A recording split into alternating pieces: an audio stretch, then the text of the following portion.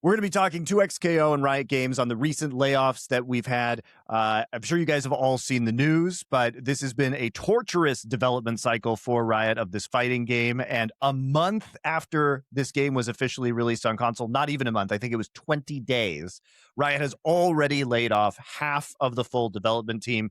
Rooflemonger, who makes a bunch of FGC videos, guys, is here today. You can check out his YouTube channel. None of us are fighting game experts, so thank you very much, Rooflemonger, for joining us to talk about your extensive experience now with 2XKO. Oh, well, thank you very much. And yeah, it's fair to say I know a decent amount about 2XKO. I've been following along since the start. I've been to Riot headquarters a couple times, helped cover the game as part of like the launch cycle, if you will. And obviously the stuff that happened has happened, and like my top tier take is at minimum unfortunate, which it didn't happen, but yeah, maybe avoidable would be another one. This has been a long saga, to say the least, and there's so been some ups and downs over the years. What we want to do is we want to catch people up on how this game was actually developed, because this was a very interesting state of affairs, because it started like 10 years ago, which is pretty insane.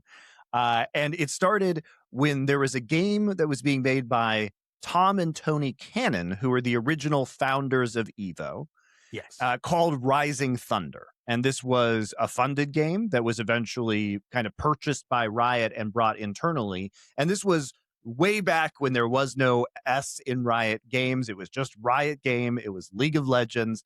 And so they started this fighting game development process. And part of this was because Tom and Tony Cannon had rollback netcode, which, would you like to explain rollback netcode, Rooflemonger, why it's important for the FGC?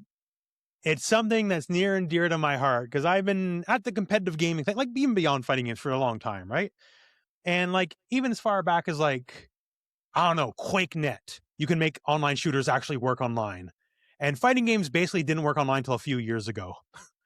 So it's been frustrating to say the least, but because there was lag, and these are very lag's unavoidable in any game, right? Like CS or whatever, you could have host advantage on the server. Like it's unavoidable in any game, but given the nature of fighting games, it's so much more immediately perceptible even by the layman, because fighting games work in fractions of a second, right? And so, what was the rollback netcode that the Cannon brothers developed that was so important?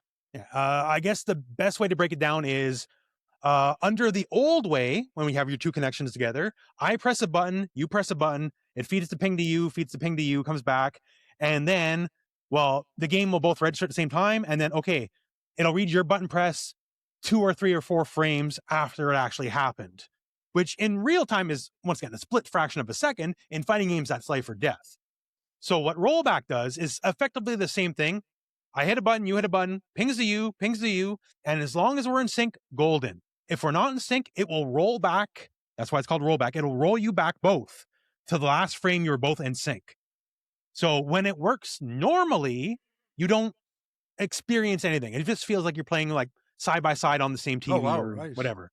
So it's great. And if there is issues, then you'll notice like your guy will like walk forward and he'll teleport backwards, because it's the rollback to the last state you were both synced to. So that's where it got to stay. And Lord knows I'm no engineer, right? So like there's a lot more behind the scenes. It's quite difficult. That's why it took such a long time to become a thing, because it's easier when you make a game with it in mind. Right. Retrofitting it into other games that already exist, that's a feat in and of itself, right? So that's why like so many classical games like say King of Fighters 98, which is like worldwide favorite, and 98, it came out a long time ago, right? It only got the rollback netcode a couple of years ago. Right. And this is very important, guys, because it basically, the non-existence of this, I would say, hampered fighting game growth, especially in the online era, because back in the day, before there were online games, fighting games used to be some of the biggest games on earth. You're talking about the 90s, right? The original. I was around. I'm a baby of the arcade era, right? Yeah, so the arcade era, when you had the Street Fighter and the Mortal Kombat, these were some of the biggest games, if not the biggest games on earth. But every EGM and GamePro had Street Fighter and Mortal Kombat on it. Yep. And as we got into the online gaming era, they sort of faded out a little bit, I think, because they were Yeah. more difficult to play online. Is that a fair assessment? Absolutely. Like some still carried momentum regardless, because like Street Fighter, no matter what.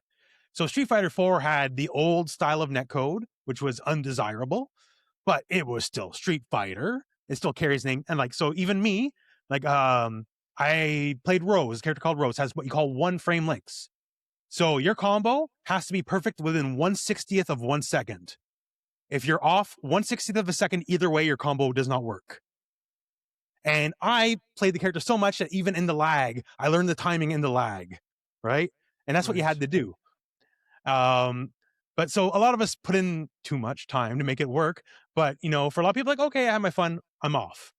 But now COVID is not good for anybody, but it fixed fighting games, which I hate to say, but it did, because we all had to stay inside. And then Right. the old Japanese model, because Japan, a much smaller country than say North America, like Ontario, Texas, like those two combined could fit like several Japans in them, right? Let alone the distance between the two. And Japan always had much better internet than us. So if it was good for Japan, it was good enough for them. That's kind of the mindset. The rest of the world can burn. And then COVID's like, no, this doesn't work no more. So then everyone finally had to get on the rollback netcode train, because famously for a while, only games developed in North America, Europe had it. And Japanese games, which are the biggest games generally, didn't. But then COVID kicked us indoors, and it's like, oh, okay, now we all got to play the same game, right? So we can't go outside anymore and play offline.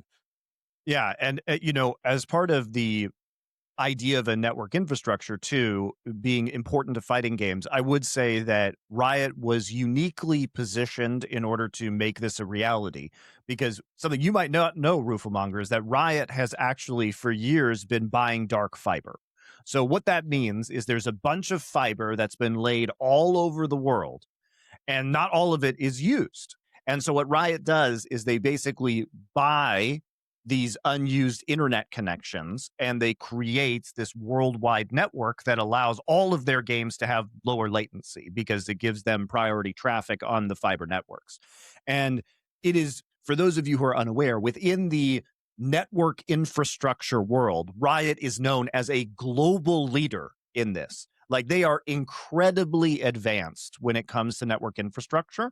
And so it makes sense that if they're trying to introduce a fighting game with this rollback netcode, they also have a pretty unique advantage that literally no other fighting game developer would have in terms of the reach of their network, because they're already using this for their own esports broadcasts, for League of Legends, for Valorant, for these massive titles they've released. So in theory, adding a fighting game onto that is not too much work, whereas a fighting game developer having to build this out, because fighting games just generate way less money than League of Legends and Valorant, right? Would be very, I think, cost prohibitive. So they do actually have a pretty interesting systemic advantage when it comes to developing an online fighting game or any online game. Yeah, absolutely. Like, regardless of the issues, like that's the one thing they home run hit out of the park on 2XKO. Like, I myself live in rural Ontario, Canada. I've had matches with people in Tokyo, Japan, and it feels like they're just beside me on the couch. Oh, wow. Like, you Nice. can't tell the difference. It's impressive. Yeah. So the technology regardless of is the unpleasantness, they definitely succeeded on that front.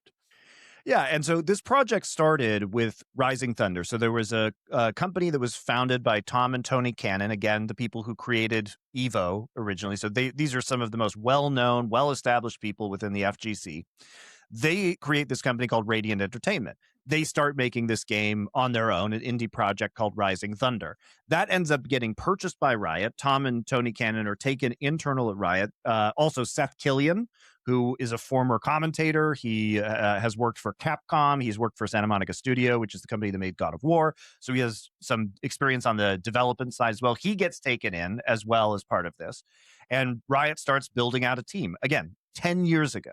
And what's so shocking about this entire timeline is that they spend 10 years developing this fighting game. And it's very obvious from day one when they announced that they've acquired Radiant and Rising Thunder that this is what they're doing. Whether it was going to be similar to Rising Thunder, which is a more, I would say, typical 1v1 Street Fighter-esque game it's with more robots. Street Fighter, if you will. Yeah.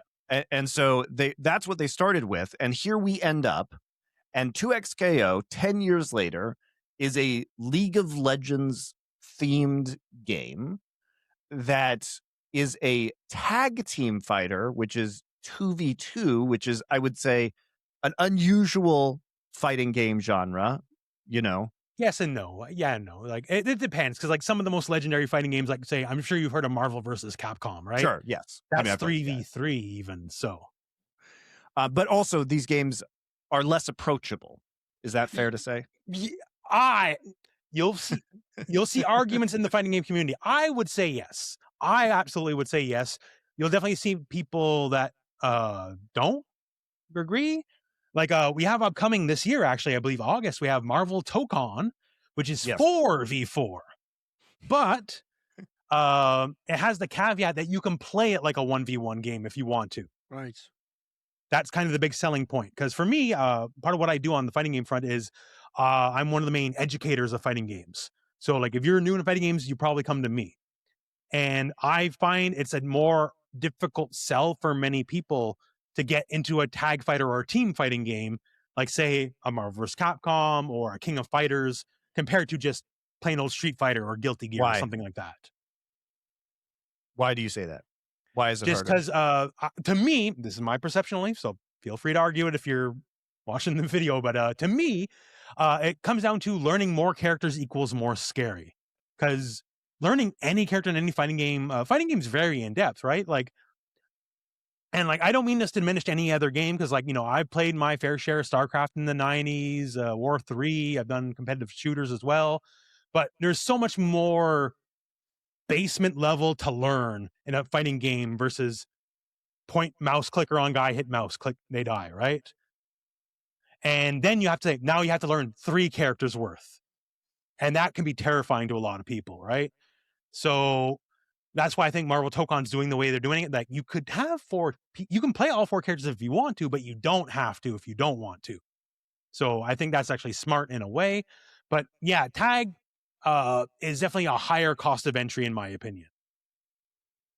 Yeah, and especially for, I think let's start with, who is this game for? Because that has been one of the most confusing aspects of 2XKO to me. Because I thought, okay, when they announced like we're going to make a fighting game, first off, I didn't think they would use the League of Legends IP, and we'll get to that. But I think they severely overvalue the League of Legends IP as a force for drawing people in. We'll leave that to the side for the moment.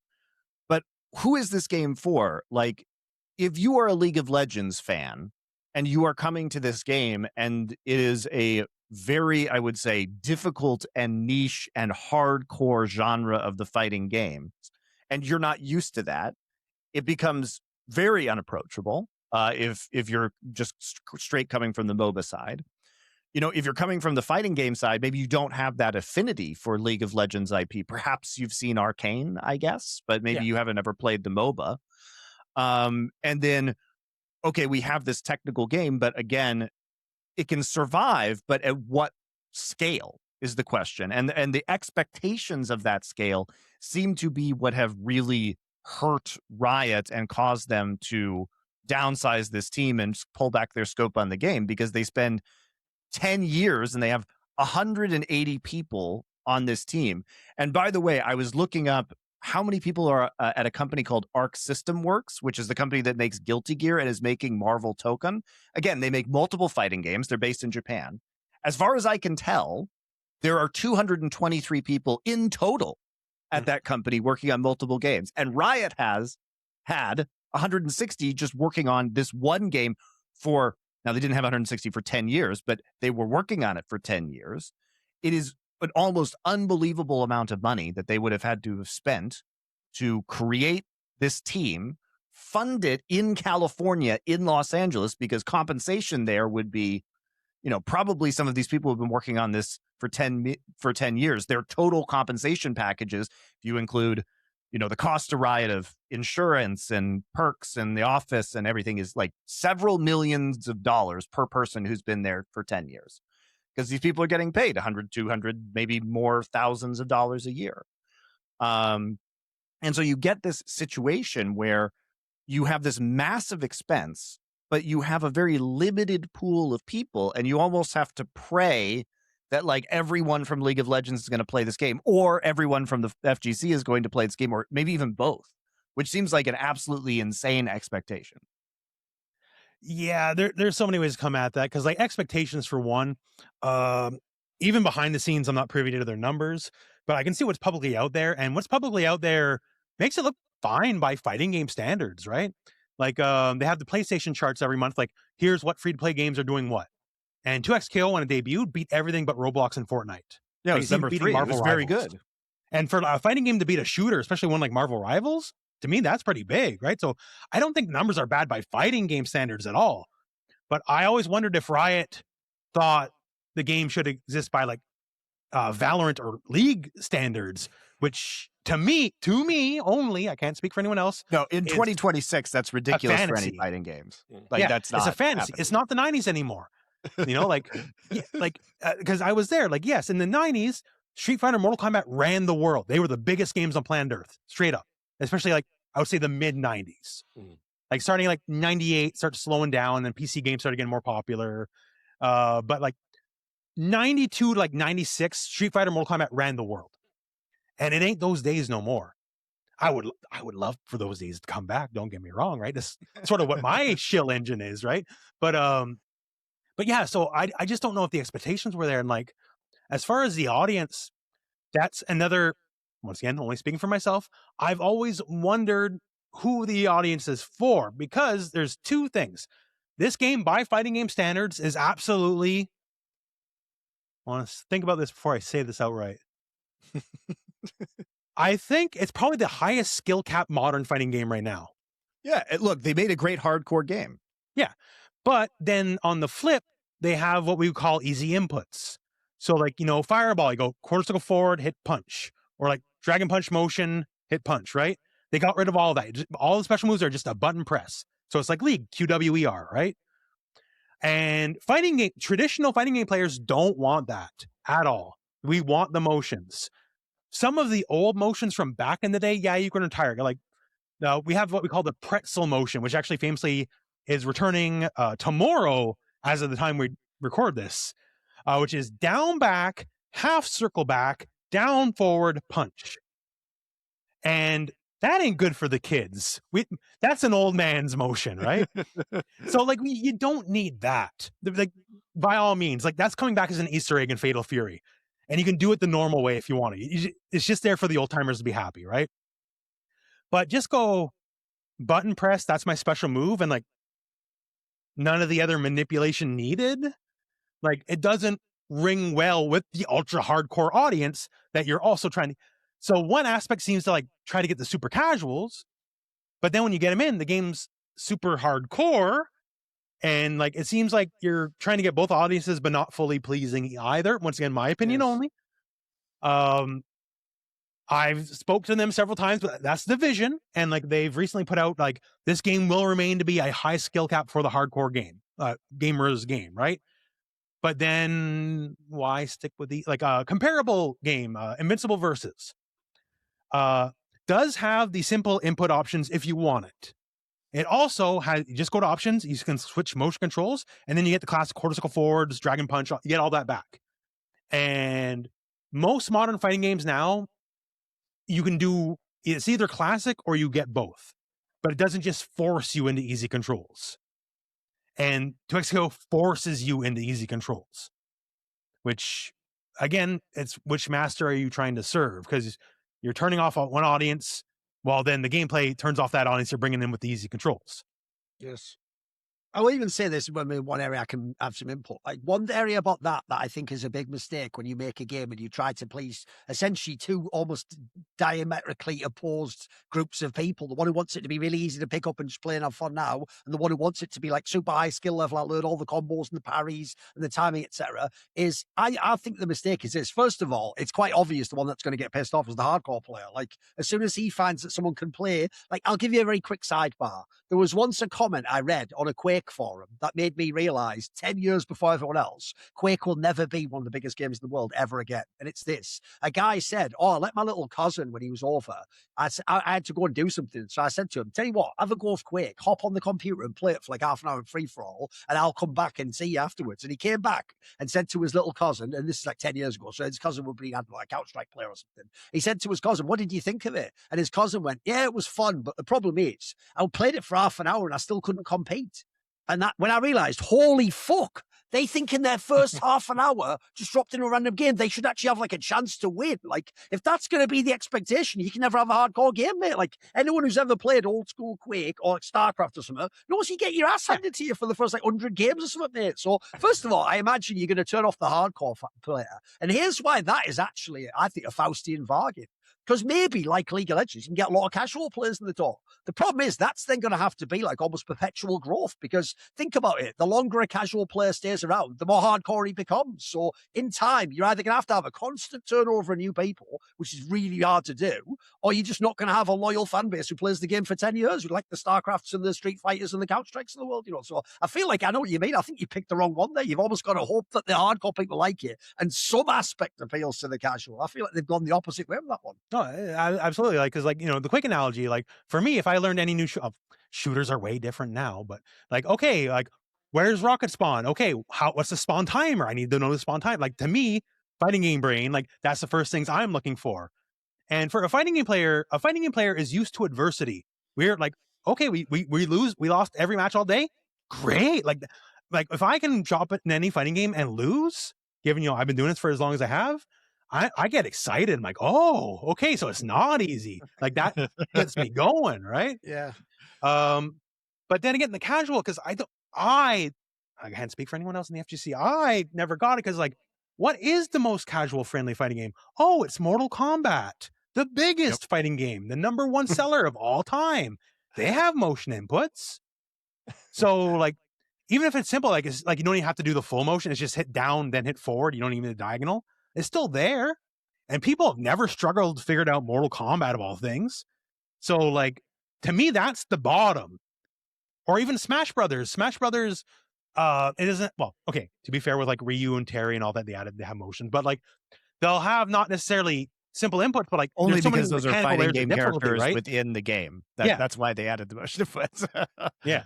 And like I only finally played Smash Bros. When they did add Ryu, so I can do motions and stuff like that, right? So, but the two most casual friendly games have multiple layers of difficulty to them. So, and that's not scared off the casuals in any way. So like, I know, like say Street Fighter 6, there's what we call modern controls. Street Fighter 6 is the biggest modern fighting game right now. And modern controls is like very literally like, you hit a button, like, I don't know, whatever it's bound to, but like you get the Hadoken and you hit forward or back in the button, then it's Hurricane Kick or whatever, right? And about, I think 20% of players use that, which is perfectly fine, right? If you like play the way you want to play, but then the majority of players still play the old school way. Even the new players want to learn the old school because that's where the prestige is. Because like they want to do the Dragon Punch, they don't want the 1-button shortcut.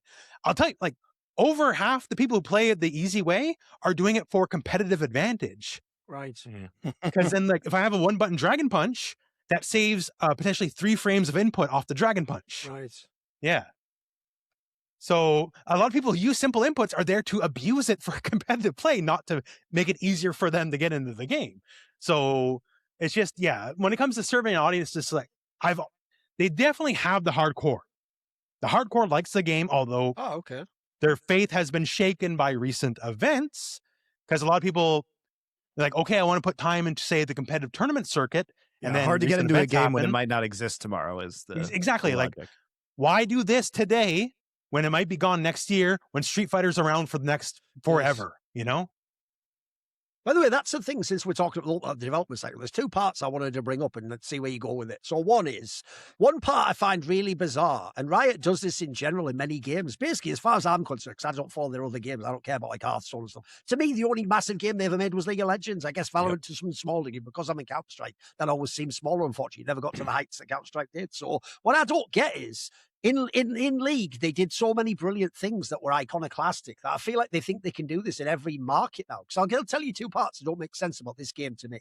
One is, if you look at what made League of Legends successful, it's the opposite development model. They didn't sit in a secret black site somewhere programming the game with a project code like they just brought the game out almost immediately as a really boggy free-to-play beta that everyone started playing for free, and then eventually it was a free-to-play game anyway, so no one could really complain if it was a bit like scoffed at the beginning. You wait for patch updates and more characters, etc. And over time, it allowed the game to grow while being developed at the same time. And that's why actually the esports side of League of Legends doesn't actually even start to like 3 or 4 years into the game existing. Like, actually, they had a lot of lead up time in that sense. Then similarly, on this one, they've done the opposite. Now, just like with Valorant, you hear these rumors they're going to make a game in a genre, but they disappear. You get almost no information. They're just off for years and years and years and years. And then suddenly the game comes out almost like a traditional studio, except the difference is, as much as in the traditional studio world, people bemoan like crunches and deadlines. It feels like Riot Games never have any deadlines. They just go on forever, the development process. And at the end, that's why, to me, then if the game gets cancelled or fails and doesn't make exactly,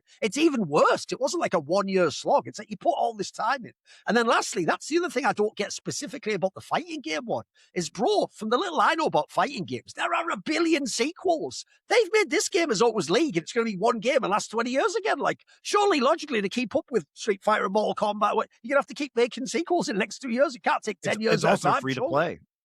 Yeah. Yeah, it's a free-to-play game. I mean, look, Riot Games have had a ton of, like, strange development ideas, like, and I don't understand why they didn't pick a direction and stick to it, but if you followed League of Legends, you can kind of understand the mindset Riot Games get themselves into. So I think ultimately they wanted to create a relatively accessible fighting game. I think that's a fair thing to intuit based on what they did initially back when it was first announced, when it was Project L or whatever the fuck. But then obviously the think tank, the Riot think tank, comes together, and suddenly it has to be a tag fighter. Why does it have to be a tag fighter? Well, internally they wanted themes of teamwork because of League of Legends, and togetherness because fucking Riot Games. And so all of a sudden, what could have been a relatively straightforward fighting game, now you've got this extra layer of complexity to it, which I definitely agree with what Rufal's saying, where it's like, yes, I remember playing Tekken Tag tournament back in the day, one of my all-time favorite fighting games. And it was very similar.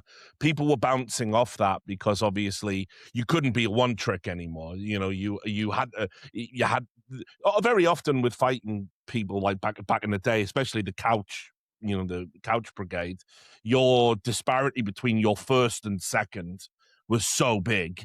And then in a complicated fighter like Tekken, where there's like really abstract fighters like Yoshimitsu, where one of his most damaging moves is to damage yourself, but you have to like get in the right position and in the right spot. I think a lot of people were like intimidated at the prospect of having to really knuckle down.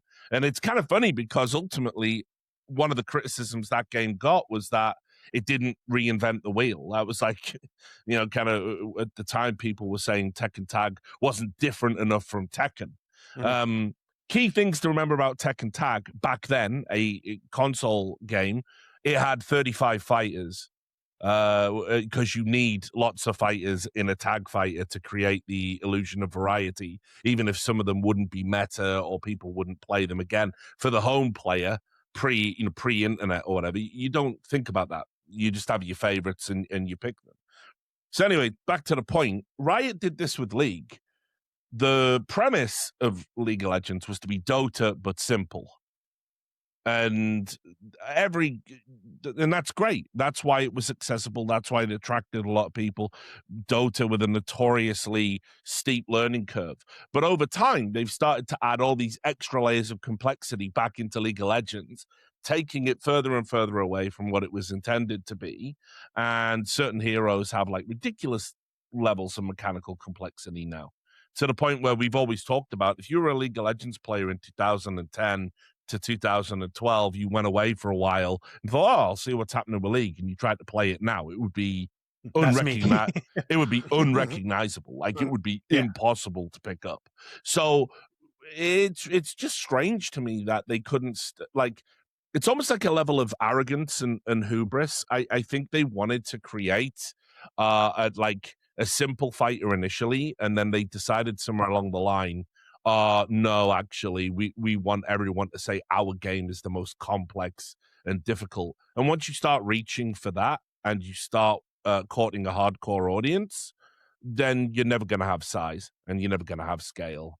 And so that for me is always the worst direction to go into.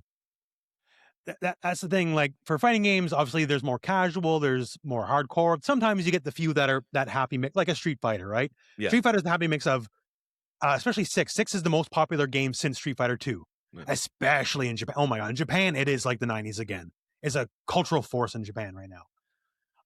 But generally, the extra hardcore games have a smaller audience. There's nothing wrong with that. But if you're looking for a critical mass of players, well, that will be held against you, right? Like famously, like one of the gold standards of hardcore fighting games is Marvel versus Capcom.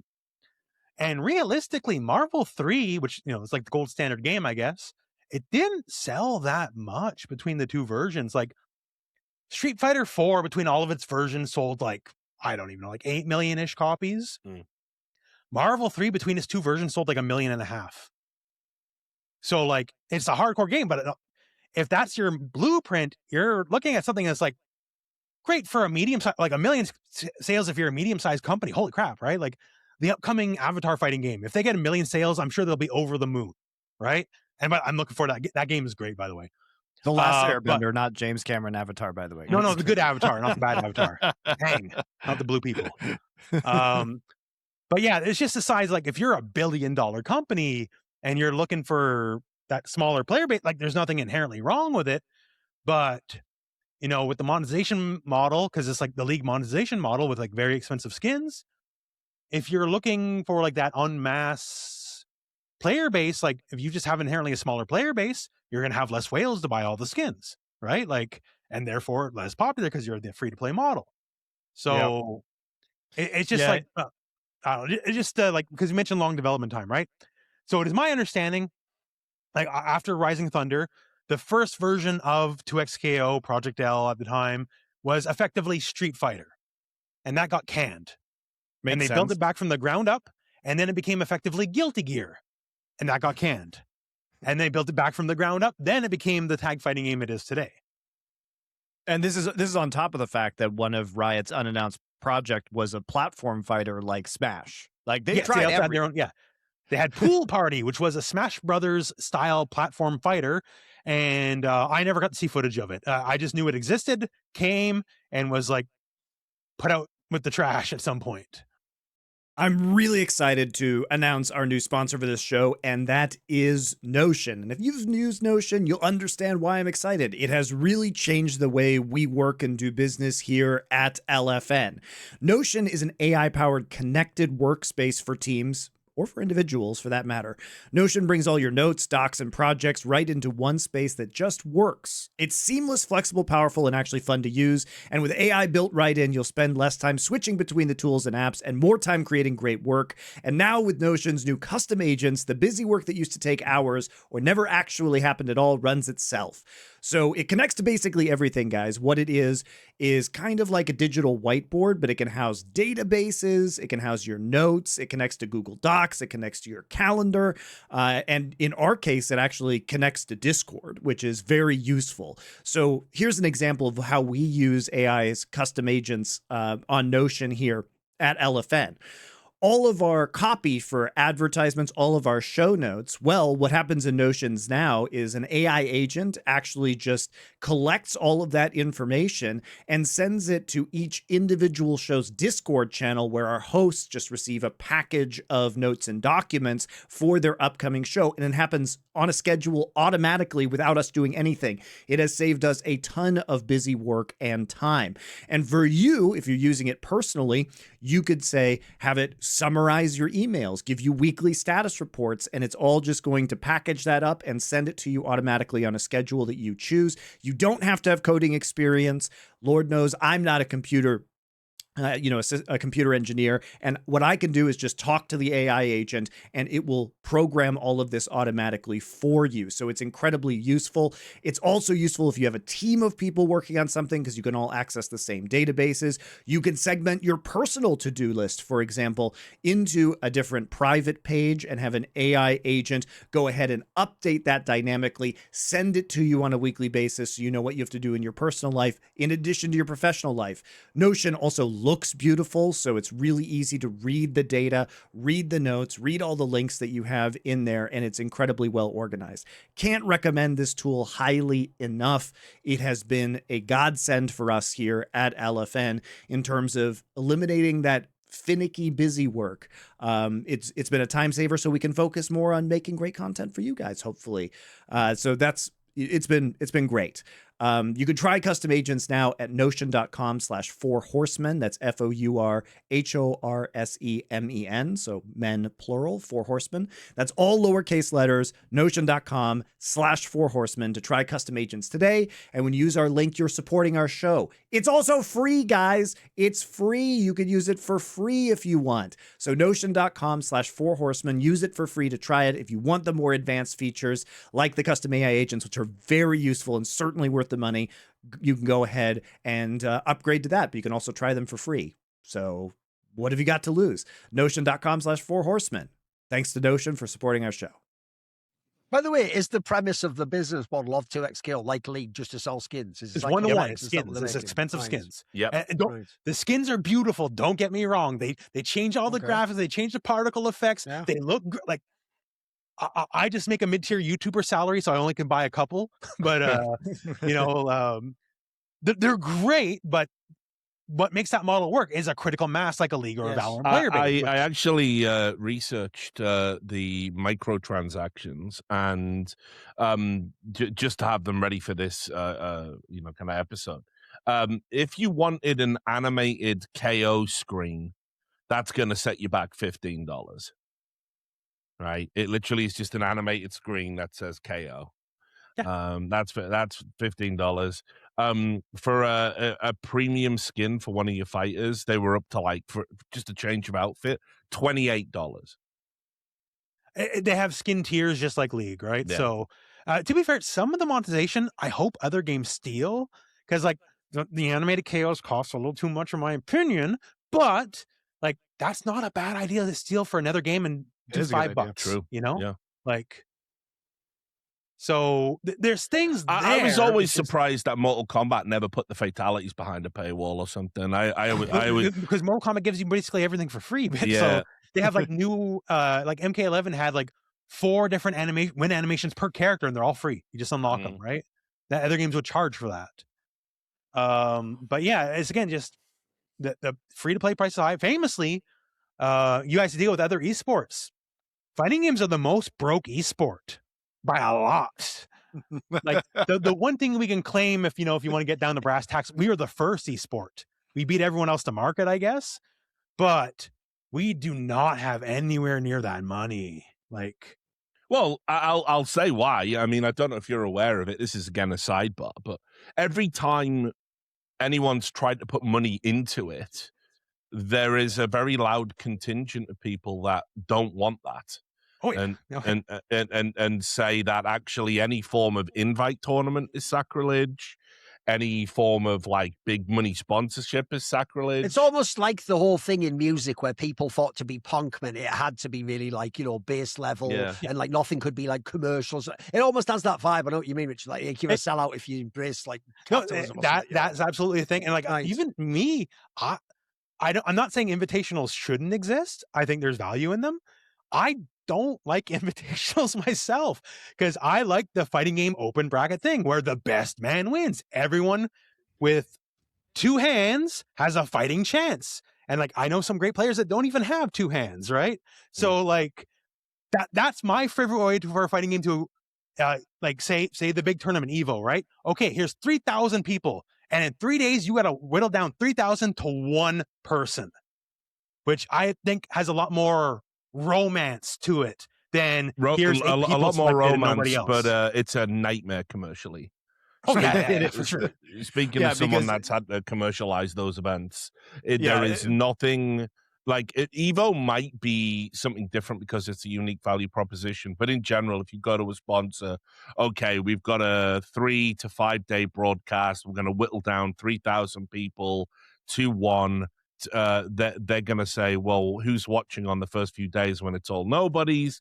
And you go, nobody's watching the nobodies. And it's not until you get down to like the last 64, even being generous there, that people are going to start caring. And they will always say the same thing. Why don't we just start with the 64? yeah, and also then, just from the player perspective, the professional player perspective, it's very hard for them to make money or to get teams to sponsor them because here's how it goes, right? Okay, so I'm a professional team. I want to sponsor an FGC player. Well, I have no guarantee that that player isn't going to get knocked out in pools, right? And so how do I then tell my sponsors, well, I know you guys like paid us money for this guy to be on broadcast at Evo, but shit happens. And so now you get no value. It's like, I totally understand the romance of it and I understand why it's compelling, but from a business perspective, it is really hard. And it just caps the amount of money that pro players can make. I'll also add particular. as well, to the point about it being the first esport, absolutely agree. Something I've made this point of before, because it was a natural continuation of arcade high score fighting games being in the arcade, but player 2 has entered the game now, so we can directly go head to head. And so ultimately, competitive gaming, the early seeds do come from that fighting games arcade culture. The problem you've got with the FGC, if you apply, they call esports head ass, and because it's head ass, it's deeply uncool. And so, if you wanted to raise money out of esports budgets, it's very hard when you've got a community that ultimately they only want to be esports when people are handing out awards. So that's another problem. The labeling of the FGC, very hard for people to understand because it's something separate to esports and it's all fighting games, but not Smash and maybe one or two others. Like it's just a nightmare, and it's a nightmare of their own creation. Like I don't know who the gatekeepers are these days, but interacting with the FGC, trying to put them on television, trying to give them money, trying to give them opportunity, some of the most depressing experiences of my life. Like you are dealing with cretins, unfortunately, very short-sighted cretins a lot. Yeah, like the thing is, because I absolutely understand where you're coming from too. But I've seen it because I'm on this side, right? Mm. The FGC's of two minds. It's two-faced in that way. We want esports money, but we don't make it easy on nobody. We don't make it because like we want open brackets. Those aren't attractive for sponsors, and like maybe. Okay, we just had this big world invitational again, 3,000 people at Evo, whatever. And here's your super sponsor player. And some 40-year-old guy who just got his time off for work at the weekend, right? And he went to the tournament and he's been playing this game since it came out and he just knocked out your pro player. Mm. And like, whoops, but that can happen in fighting games. Like, but then again, part of the reason why it's so attractive is because every year there's a new guy who rises to the top, the new guy who's either no one's ever heard of, but it's been here the whole time, or truly like Street Fighter 6, we got young Blaz. Blaz is like 16 right now. And he's going head to head with like the best 40-year-old players in Japan. And then again, too, like that's me as I get older. That's the other thing I appreciate about fighting games is we have tons of 40-year-old players. Mm. You don't really see that in other competitive games. Like Sako, very famous Japanese player, he's turning 50 in a year or two, and he still wins tournaments all the time. Longevity of the scene in the tournaments storylines. Well, that's the thing, like these two guys at it again. Like, are they going to flip their chairs at each other, or are they going to say something like the storylines are where the money's at, I guess. But you can't esports that. You can't monetize that with like a G Fuel banner at the bottom, right? By the way, along the lines of what Richard's saying, that is actually something I will say as an outsider, that is actually people in fighting games, I don't think realize how crazy off-putting this is. One, they literally did for 10 years gaslight all of us from the other part of esports. Like, stop calling us esports. We're not esports. We're something else. So then we went, okay, cool. We're going to fuck off. Then we made a thing called the esports awards. And they go, well, we nominated. It's like, oh, fucking hell. You're the one who just told me to fuck off. And then the other thing is, also, like Richard's saying, probably the craziest thing they ever do. And by the way, it's not just fighting games. Games like StarCraft do this as well. They are so deluded in how entitled they are. As in reality, if E-League, which was doing Counter-Strike for fuck's sake, if they decide maybe we'll do a bit of fighting games, you have to understand E-League is the bigger partner. They're the A side of the card, reaching down to you, going, let's give you a chance. It's always treated as like, no, here you come.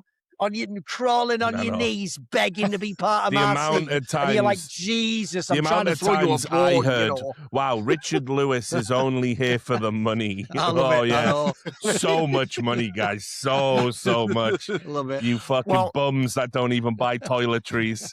Yeah. You're the guys that are gonna fucking give me my sports car. You fucking wankers. But this also ties into like the state of the FGC is the state of single player competitive titles in general, and like all of us got our starts in single player games. I come from RTS, I come from Warcraft 3, right? Thorin comes from Quake. We were back in the day when 1v1 was the king of esports, right? When FGC ruled and internet wasn't good enough to reliably have team esports when things started. Because as everybody knows, if you were playing a Dota match in Warcraft 3 and one person disconnects, it just ruins the entire game for 9 other people. So it was really hard to have a serious competitive community based on that. Whereas if you're in a 1v1, if somebody disconnects, you just win or lose and you can just move on to the next game, right? So, we appreciate that. But the fact of the matter of single player games is that as we move on to now battle royales and these other types of online multiplayer games, people don't like single player games because they're too hardcore. Yes. Like the problem with a single player game is that if I lose, who do I blame? Mm-hmm. There's only one option, myself. If I want to improve, I can't just queue up and hope somebody carries me. I literally have to watch my own hiding gameplay. behind Dunning-Kruger in a single player game, mate. No, it's like that's always been an argument, like, oh, I did great. Idiot Rammus, jungler. Yeah. What is he doing? Yeah, I would have won the exactly. game, right? But like, so, and especially, with Battle Royale now, it's just so easy to be like, I just got third partied. I'm going to queue up for the next game. Or, like you say, oh, that idiot just lost us the game. Or that other team had this player who was smurfing and like, I just got styled on. The problem is like, as we know, pro players in, let's say, StarCraft, they had two kind of options here. They could either say, well, I fucked up, or you're like Terran Imba, and it's like it's the balance fault. But there was very little psychological escape from the fact that you were going to have to do the work to watch your replays. It was not just playing the game. You had to actually try to watch replays, to be hardcore, to improve. And the latter was the latter. And it was a brutal and unforgiving mistress, right? And I think this is Riot's first attempt at making a 1v1 game, which nobody talks about. For all of the analysis is about, is this a good fighting game? Is this a market fit? Who is this for? Which is all very valid. But I think pinning your hopes on a 1v1 hardcore, game is very difficult in the modern era. That's why nobody can make an RTS anymore, right? Yeah, I'm sad about the death of RTS. Oh, dude, we all are. Very sad. Yeah. But, the reality is reality, which is that when people want to game, especially younger people, they're not interested in a hardcore grinding experience where you just get your ass brutally whooped and then you have to sit down and make it better. Here's another just tangent for you. But I used to play a tabletop game called Legend of the Five Rings. And this was a game. Not the CCG, but the LCG. So not the TCG, the LCG that was made by Fantasy Flight. And what does that mean, guys? It means that instead of randomness, dead is what it means. Yes, it means it's dead. So the LCG was awesome. Okay, and the LCG was this game that came out, and instead of having random card packs, every time they release a set, you buy like 20 cards and you get all the 20 cards. So everybody has complete access to everything, right? It is the most hardcore trading card game I have ever played, in that there is virtually, the game is designed for very low RNG, and the best players in the world would have a win rate of like 90%, which is insane for a card game. Insane. So the skill floor was hugely high. The skill ceiling was immense. But what this meant was that when you started this game, you were losing 30 times in a row before you won your first game. The best players were so good that it was very, very difficult to beat them, which made it very aspirational. And like, who played this game? Tell you what, it wasn't kids. It was people in their 30s and 40s who were like lawyers and, you know, information security professionals. Me, like, I would go to the card store, there'd be 8 other people there, and they'd be like, yep, you know, I'm working in, you know, network security, and I'm a lawyer. And like, you go to the events and you meet really cool, like pretty actually normal professional people. But the barrier to entry of this game was insane. And it's only people who are very, I would say, competitive and dedicated, which is a small subset of people, who are going to, you know, ride with these 1v1 games. And not only that, but 2XKO didn't even launch with like a casual single player experience. There's no, you know, in Mortal Kombat, there's like a lame story, but there is a story you can play through. Yes. There's no, the only thing you get with this is I'm going to go online and just get my ass beat. That's it. Like, the one thing 2XKO has in its favor in that way is that it's like the fact there's 2 characters, right? You can literally have 2 people on the same team.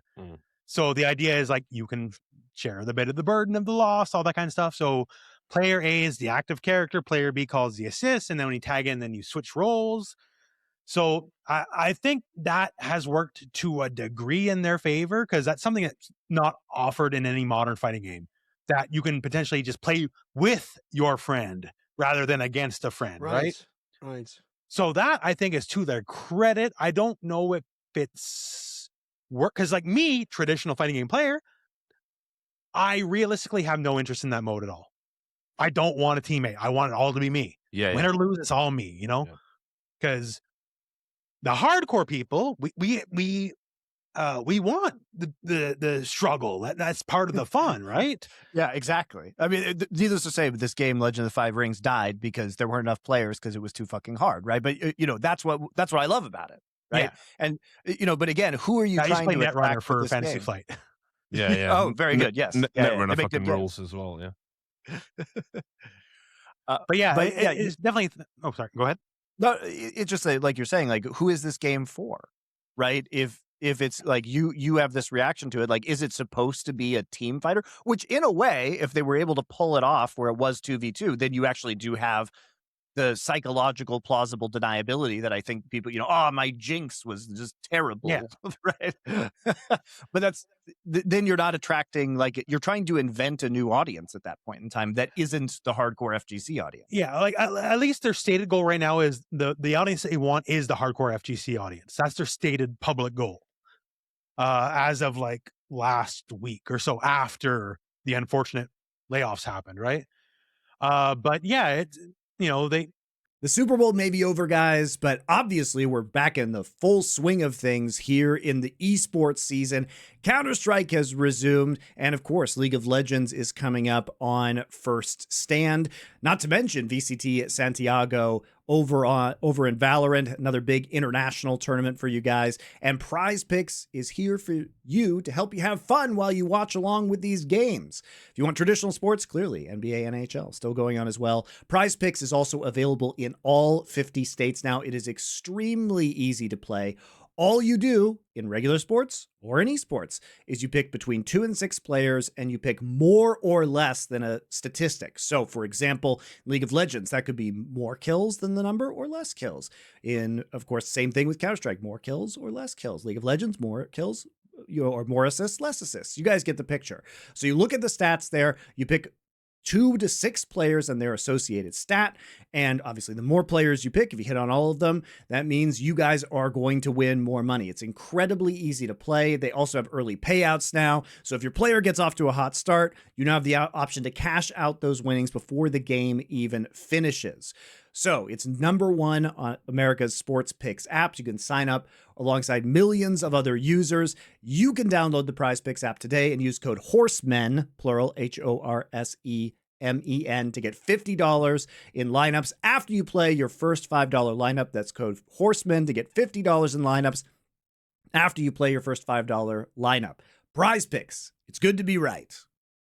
You'd think they have so much going in their favor, like, hey, league branding, league characters, Arcane was a very big deal. All right, we'll talk about that. I think that's all nonsense. By the way, I even think that's an example of where Riot are, again, like ridiculous boomers that I think don't understand games. By the way, Blizzard themselves did this. Blizzard made a MOBA called Heroes of the Storm, and they were like, well, everyone who loves Blizzard will love playing all these Blizzard characters. Like, why the fuck would I, a StarCraft player, want to play the Marine in a MOBA game? Like, what? That has like 5 seconds of novelty appeal. Like, that goes away immediately unless I like MOBAs or your MOBA. So I agree with Monty. I don't get it myself. Like, first of all, you didn't even do that in Valorant. Valorant's totally different characters. No, those are league characters. But I don't get, that's an example where I think for real, someone in Riot really did think, well, everyone who plays League's going to play this game. Like, why would I?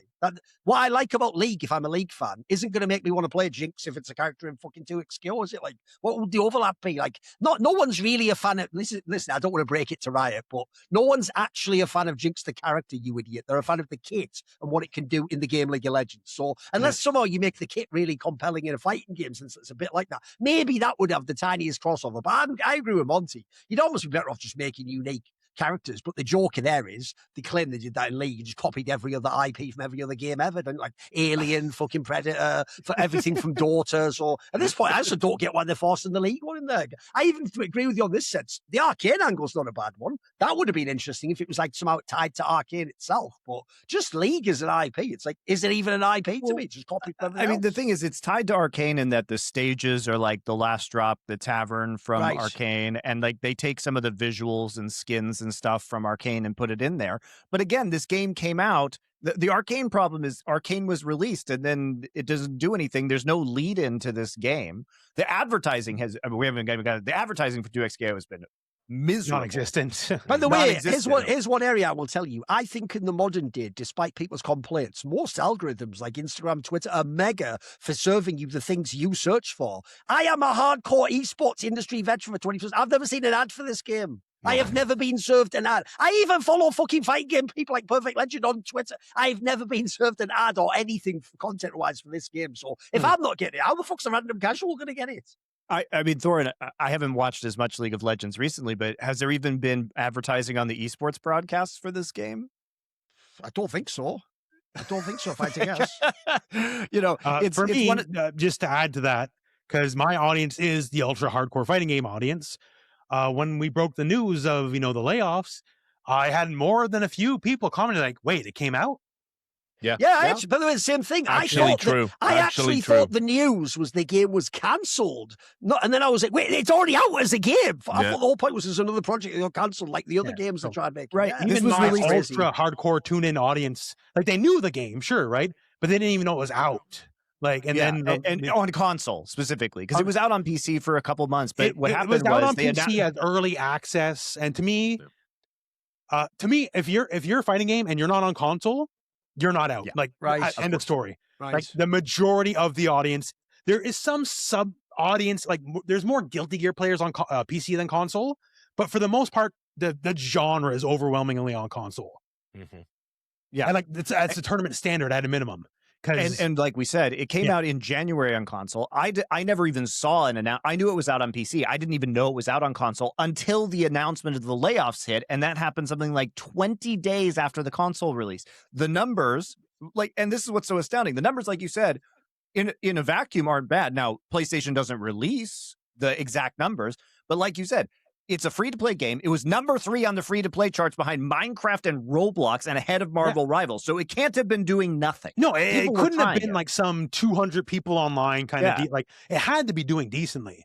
Exactly. So then what was the expectation where 20 days after you spend 10 years developing this game, you release it and you're like, time to get rid of half the team. Like the numbers must have just gotten so inflated as to what they expected. And let's talk about the League of Legends IP and the marketing, because this is, I laughed when they announced the name. I was publicly deriding the fact that they called it 2XKO. I mean, because absolute dog shit. Like, it's a fucking terrible name. Like, you look like at it and you don't even know how to read with it. Project L, I think it would have been a better name. Like, yeah, but it's like, you don't know how to read this trash. name. Just at its most basic. I see the numbers 2XKO. So it requires that I know that this is a fighting game via knockouts, which not every gamer, especially non-fighting gamers, might not know. How do I even read this? Is it 2 times knockout? Is it 2XKO? It's not clear how I'm supposed to refer to this game just from reading it.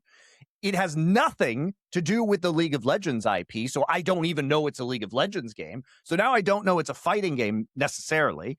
I don't know it's a League of Legends game. Maybe, okay, so I understand. Best thing is, though, Monty, game. you do know some marketing agency probably got paid like $100K to come up with that name, like 2XKO. With like, he had a whole presentation. Fucking hour, mate. Mate. $1 million, more likely. But, or they spent $1 million of internal money workshopping it and like focus group testing it. But anyway. And the second someone actually in the meeting went, the final name is 2XKO. Was that meme of Salieri from fucking Amadeus, like, send it to them. I bet they thought they just nailed it. Like, he's nailed it. He's done it. Oh my God, he's done it. Get him in hot soccer industries for nothing. It's so confusing that you come up with this name because, okay, so even if I know it's a fighting game, I'm like, okay, KO, it's probably a fighting game. Now I have to intuit, like, what does 2X mean? Like, is it Street Fighter where I get knocked out? Yeah, but here's the thing. Most fighting games are played in best of 3s. So is it just I lose 2 rounds and I get 2X KO'd that I win or lose the game? It's so unclear. There is a mechanical thing to 2. I'll just say this. There is a mechanical thing to 2XKO. So in other tag games like Marvel vs. Capcom, if you manage to capture more than one character, so say you get the whole team in one combo, that's the happy birthday. It's not an official, it's just what the community called it over the years. Yeah. So in 2XKO, if you manage to kill both characters at the same time, that's a 2XKO. But my God, he's done it. Yeah. But I love it. I love it. Even at the time, I don't know if it's right here. It's somewhere in the apartment right now. They sent me a special coin when they officially changed the name. So it had Project L on the one side of the coin. And you flip it and it said 2XKO. And this is before they announced it, right? I'm like, I don't mean to swear, but like, what the F is this? And like, then like the next day was the announcement. And within the fighting game community, I will say the response was 95% negative. I mean, so I like, this is the community you're ridiculous. serving. And like, the only thing I argued in its favor at the time is eventually you'll get used to it. And we all did. Doesn't matter how bad a name is or how good a name, eventually you get used to it. That's just the name, right? Problem is, though, I agree with Monty in this sense. If you think of the most iconic fight games, they have very simple names: Street Fighter, Mortal Kombat, Smash Bros. These are so easy. They're such an you can even immediately imagine what it could mean. It's obviously a fighting game too, by the way. Rolls off the tongue. The problem with this one, I know what you mean. Once you know how to say it, it seems fine. But initially, it does look weird. I will say. And there's no relation to League of Legends. There's none. So for me, I do have a marketing background as well, right? And like, I wouldn't have took that name personally. Even if you want to go bottom bargain bin easy, League of Fighters. Okay. Oh, League. I know League. Oh, so it's like League of Legends, but the fighters. Done. Like, or Legends Fighters, like yeah. And then LOF. Something. Just the branding, like the acronym easy. LOF. Yep. Like fake fighting game in Overwatch, Fighters of the Storm. Like, oh, Heroes of the Storm. Like, at least had some like Arcane Fighters. Yeah, Arcane Fighters. Like even Runeterra. At least Runeterra. If you know any lore of League of Legends. Yeah. Oh, Runeterra's the world. So the card game Runeterra. Yep. There's the link. 2XKO means nothing for the greater League branding at all, right? I mean, even the new card game League is released called Riftbound, which at least Summoner's Rift. Yeah, you're on Summoner's Rift. Yeah, there's something like that. I don't love that because it's still a little bit insider knowledge. I wonder, I do wonder because I know this from Valve.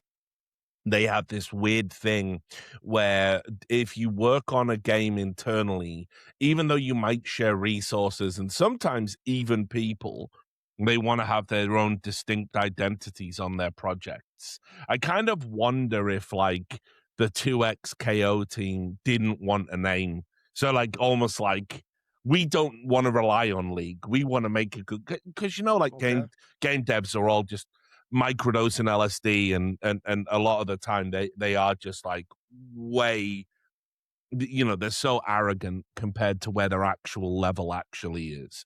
So I do wonder if the name was something they almost wanted it to be abstract. So it's like, oh, we're not relying on League. We made a really good fighting game. But it's like, it's League IP, because you have to have if you're using the characters, League IP. I agree. Use the characters, then use the name. That's where I'm coming from, right? Yeah, say totally, Rising Thunder. totally. Like you mentioned before earlier about like the characters and how it's not necessarily a draw. In my opinion, it's not nothing, right? It's not nothing. Because I remember the characters from Rising Thunder. Jinx has more cachet than Chell. No one remembers Chell. Chell was the Ryu of the game. Fireball, uppercut. So like Jinx has more cachet than that at minimum. So but to me, like if you're going to use those characters, lean into it as hard as you can, right? Like, yep.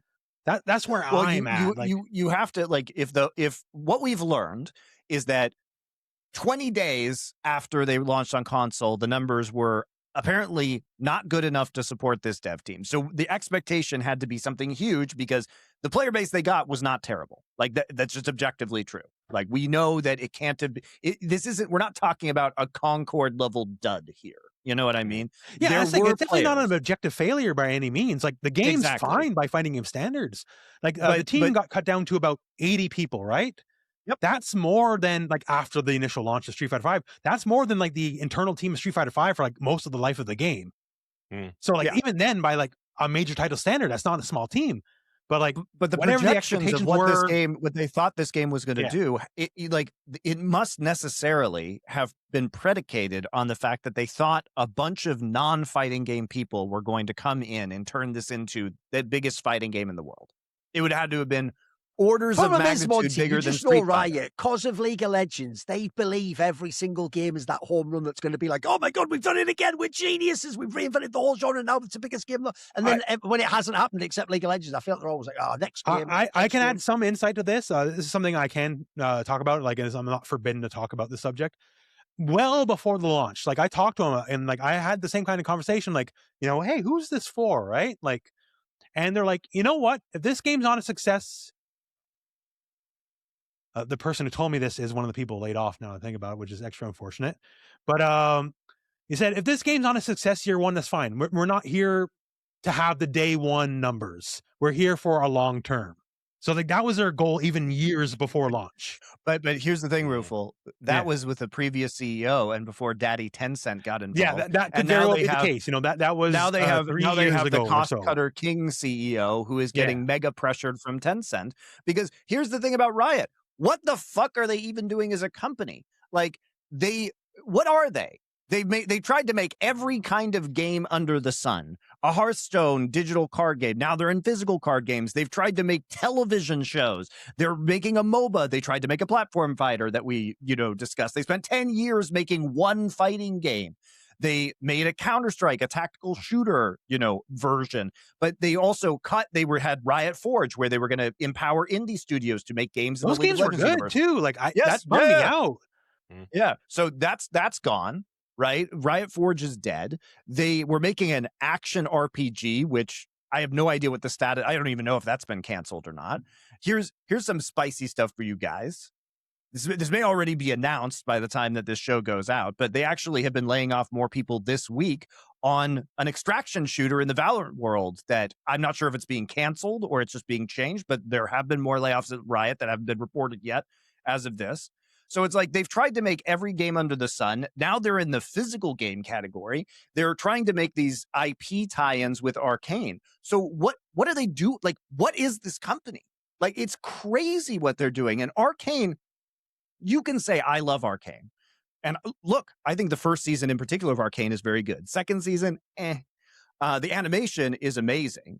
Right? The production quality is extraordinary, but they lost money every episode that they put out of Arcane, despite it being a huge hit on Netflix, because Netflix was paying them $3 billion an episode. Didn't it? Huh? It beat Squid Games when it came out. No, Squid Games was one of the biggest of all time. But it did.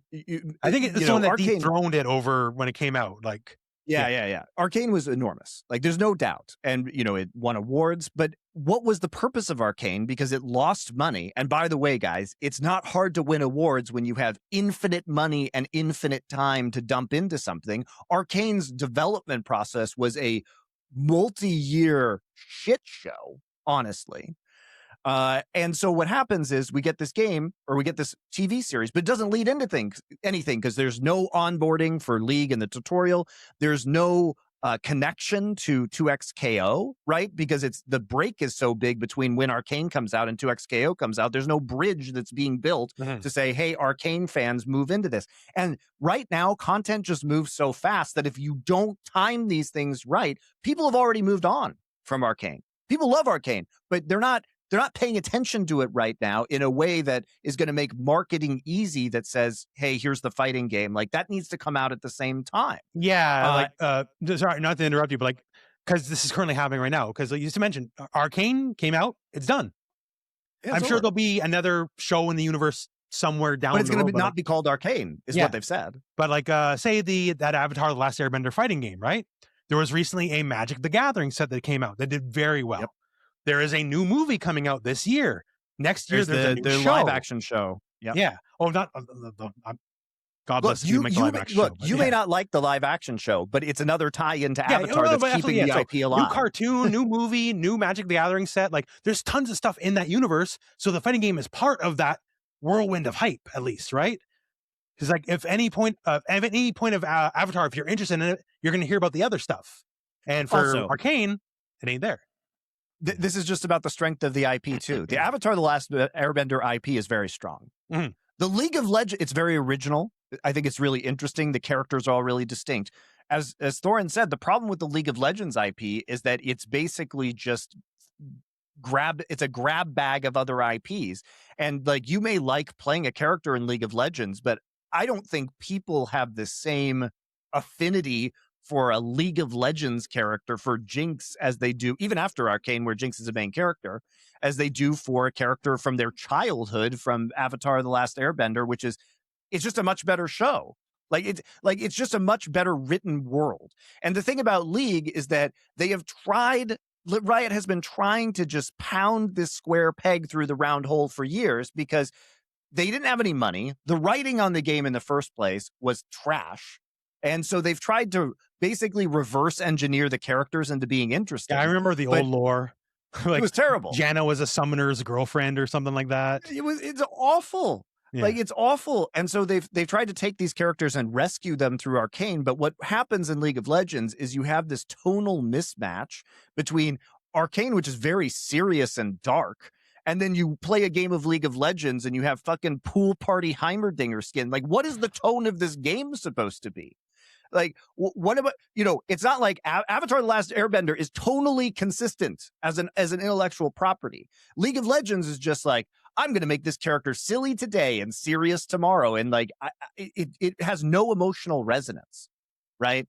And if it had just been Arcane, but the problem is that they keep doing their own garbage in League of Legends and releasing more silly skins and meme skins because it makes money. There is a pool party skin set in 2XKO, by the way. Exactly. Well, I mean, you got to put Ari in a bikini. Yeah, no, definitely Ari's the one. So. That's people joke in League of Legends that they've been waiting to release Pool Party Ari for when Riot is truly poor, because it's not in League of Legends. Fun yet. Story, actually. She's not available to buy yet in 2XKO since the launch. She was only available in one of the betas.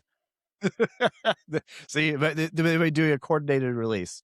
Mm-hmm. But the intellectual property of League of Legends, I just think, is far less valuable and sticky than Riot themselves believe, because they are in an internal circle jerk about League of Legends is a huge IP. What it is a huge game, and it was a hugely successful television show. But I don't even really view Arcane as the same IP as Riot because of as League of Legends, because of the tonal differences, if that makes sense, right? And because so little of the visuals, the style of the TV series is actually present in the game of League of Legends. It looks different, it feels different. To Thorin's point also, I don't really care about the IP of competitive games that I play, because I'm there for the competition. I'm not there. I love narrative experiences. Okay. I love IPs. Like, I fucking love the new God of War games. You know what I mean? I'm all in on that. I love games as art and games as narrative. In the same way that I'm not looking for an intellectual property when I watch a game of sports on TV, right? I'm looking for the competition and the human drama of the people playing the game. But I also love a good movie. But I'm not looking for the same things here. So when I want a narrative experience or an immersive experience, I'm not playing League of Legends. You know what I mean? I'm not playing 2XKO. I don't give a shit, right? I'll play a finely crafted and well-written single-player game. That's what I'm there for. And that hasn't happened in League of Legends, right? And so what is the value here? Because League of Legends players aren't familiar with fighting games. If you're a competitive gamer, you typically don't have a lot of crossover with other genres because it takes all your time. That's like, I play basketball with my friends on the weekends. You're not gonna be like, well, I'm going to take up hockey now. It's not going to happen. I mean, I will say there's something in mainstream games development where if you care enough about a character, you will be willing to hop genre. But it's not like. But it's the volume of people that would have been required to do this to make this game successful. Yeah, exactly. No, I totally agree with that as a criticism. There's a competitive player named Riddles who famously played Terry Bogard a lot in Smash Brothers, who was a guest character, and he switched to Street Fighter to play Terry Bogard. He's one of the best Street Fighter players in the world now. So sometimes the IP can carry through a competitive thing, but very rarely. Fighting games, at least. Yeah. I know platform, before you guys jump on me, I know platform fighters are very different, but I'm just saying, like, there's some crossover in skills there. Whereas, just like that's like saying like RTS and MOBA. Like, there is a skill crossover there. Yeah, for sure. Fighting game players and MOBA, like, we'll be the first platform fighters and fighting game players. We'll be the first to be at each other's throats. But like, realistically, there's a good amount of crossover. Well, and also here's the other thing, Roofle, that was so crazy about this development. So Riot releases the fact that they're doing a tag team fighter, and when they have the League of Legends IP, months later, Arc System Works, famous fighting game developer, announces that they're going to do a tag team fighter with the Marvel IP. Mm-hmm. Now, for fighting game, I'll just let you opine. I think I know the answer to this. What do you think has more value to fighting game players? The Marvel IP or the League of Legends IP? No, yeah, on a vacuum, because like Marvel as an IP is sacred to fighting game players. Like, because Marvel vs. Capcom is with Street Fighter and Mortal Kombat as like the Mount Rushmore of games, right? So even though it's not Marvel versus Capcom, it's the Guilty Gear people this time around, but the Marvel legacy is so huge. Like, there's been a bit of a fight recently in the fighting game community because Wolverine was announced for Marvel ToeCon not too long ago, and obviously Wolverine would be. That's not a shocker, right? But in the last Marvel vs. Capcom game, Wolverine was not a playable character because they were doing the Marvel Universe sweep the X-Men under the rug thing, right? Because forget the X-Men exists because we can't put them in the movies. Yep. And at the time, the guy was like, had to sell the games like, well, Wolverine was just a function, and they like took the character out of it. Well, think of him as a move set, and like we have that in the game. It's just not Wolverine, and people were not having it, right? Because the character Wolverine means a lot to people in fight. Like Wolverine, despite being a Marvel character, means as much as like Ryu or Scorpion to people.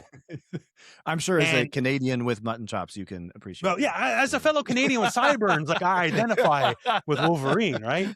So like to see him back and like as a playable character in a versus game, people are like, yeah, like let's go, right?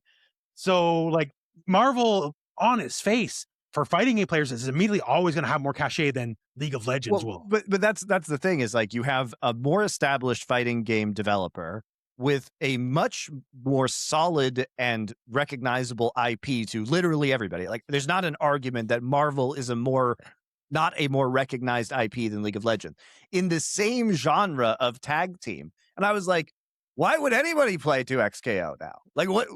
Who's it? Because okay, you play it for a while, but Marvel Token seems like the optimal way to do a tag team fighter. Better IP, more, basically more experienced developer. I would just say from the fighting game player's perspective, this is definitely not the casual perspective, but from you're already in the trenches. they definitely offer two very different kinds of, like, they are the same subgenre, but they do play completely differently. Because I have played a good amount of Marvel Tokon as well. But that only matters if you're already in the muck, right? If you're just walking by looking in the window, like, I'll have to admit, Marvel is a much more attractive prospect.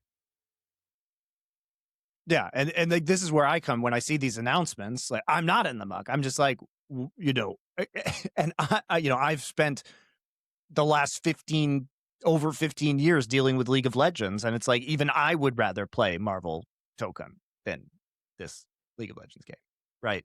I mean, you've also got the Invincible one coming out soon. Yep. Which, and the Avatar that's one. also that's one thing I'll give fighting games. So Tokon, 2XKO, Invincible, they're all tag fighting games. They do all play completely differently. There's no similarities other than you pick multiple characters. So there is that. But yeah, Invincible, like, in recent years, thanks to the show, Invincible is a big property again. Yeah. You know, like, back when did the comic run? It was like 2006, 2007 or something like that. The comic run was. It was a good independent comic, but it wasn't a force of nature or nothing. Now it is. And like, that game's good, and it's going to launch right after season 4 ends, I believe. So that's much more relevant than, say, the Arcane analogy for 2XKO, right? Because Arcane was done, then like a year and a half, 2 years later, then 2XKO comes out. Now, you guys know we deliver the tea here on Four Horsemen, but if you would actually like some food delivered and not just delicious beverages, you might think about Factor. The great thing about Factor is if you are super busy, if you want to have healthier options around you, if you want some food to take to work with you, then Factor offers a great choice. So what happens with Factor is they ship you food. It's never frozen, comes once a week in a chilled box. All you do is pop it right in the refrigerator. Everything heats up in just 2 minutes and you are good to go. Instead of spending a ton of money ordering delivery and not having it be that healthy, Factor is going to be a much healthier and better choice. It makes healthy eating easy because it has fully prepared meals designed by dietitians and crafted by chefs. You don't have to worry about all the planning and cooking. Has lean proteins, vegetables, whole food ingredients, healthy fats, no refined sugars, no artificial sweeteners, no refined seed oils, and there's tons of different options. They change it up every week, but there's 100 rotating weekly meals to keep things fresh and delicious. And they also have high protein if you're looking for those gains, calorie smart if you're maybe not looking for those gains, Mediterranean diet, GLP-1 support, ready-to-eat salads, and there's a new Muscle Pro collection that supports strength and recovery. They also will ship you in that same box protein shakes if you need those. That's one of the things I've really enjoyed. It's always fresh, never frozen, ready in 2 minutes, no prep, no stress. It's incredibly easy. And if you're using, you just do your budget. If you're ordering out a lot, this will also save you a bunch of money. So you guys can head to factormeals.com/horsemen. That's plural, HORSEMEN 50 off. That's Horsemen 50 off. And use code Horsemen 50 off to get 50% off and free breakfast as well for a year. Eat like a pro this month with Factor. New subscribers only, varies by plan. One free breakfast item per box for 1 year while your subscription is active. Thanks to Factor. By the way, along these lines, what is the actual, like at the moment, the game that came out and it initially had success, like you said, it was like having good numbers. Has it actually already like dropped off? Is it at a good level now? Will it get superseded by future games? What do you think? Like, my understanding, once again, like I talked to some people on the team, but I'm not privy to like all their behind the scenes. Like the game will keep going. There was they say it's a leak.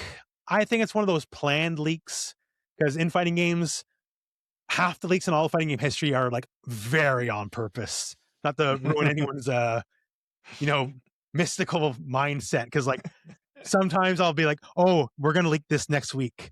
Oh, cool. And like I'll be there, right? Like but like regardless if it's a real leak or not, but like, oh, the next 2 characters came out, which are Senna and Akali, which Akali was not popular back in my day anyways. I don't know about today. Senna is such a whack pick, by the way. Like, what are they doing? Like, the game what I don't understand. Cool, that's all I can say. Yeah, the game, but again, it's about what are the most recognizable characters that would be good in a fighting game for an intellectual property. And, it goes back to the problem of this game released with 10 characters when you have to pick 2 of them. That's such a limited pool of characters. And again, no single player option. So you're forced into playing this multiplayer option with only 10 characters, which is just wild, right? That's part of the reason why Mortal Kombat sells more than other fighting games. They always have good single player options. You don't have to be thrown into the blender right away. You can go when you're good and ready. You know, like and how? Okay, so let's say you don't want the single player. You have to at least have a game that has competitive depth. You can't release this with 10 characters and then go to 12 and then you're at 14. Like, you need more characters than that. By the way, Monty, here's what blows my mind. I actually just looked up the characters. They don't even have Lee Sin. Come on, that's right there. That's the one I usually hear about. I know, why is Lee Riven. Sin not in the game? We're putting center in. What are you talking about? When League of Legends was announced Riven, Thorin, they said, this is the character for fighting game players. Yes. There you go. That's always advertised. Why is Riven in here? Yeah, that makes sense. Yeah. Rekka is, okay, so Riven, you know how like, it's their Q, right? The Q? Like it has the 3 hop? Yeah. So in fighting game terms, we call that a Rekka, where you have a move, and you can stop or input it again, the move continues, and you input it again, the move continues. It's called the Rekka Ken. And there's a million examples, like that's just the first one, so we call it Rekkas. So she was built as the Rekka character in League. Yes, and then I see her, I'm like, okay, so there's the fighting game character, and she's not in, what? Or at bare minimum, I'm forgetting her name, I believe starts with an S. The girl who's not Dante. Oh. Not Dante, I mean. The new one with the S trigger. She has S rank like Dante has. Big sword, big gun. Yes. Has an eye patch.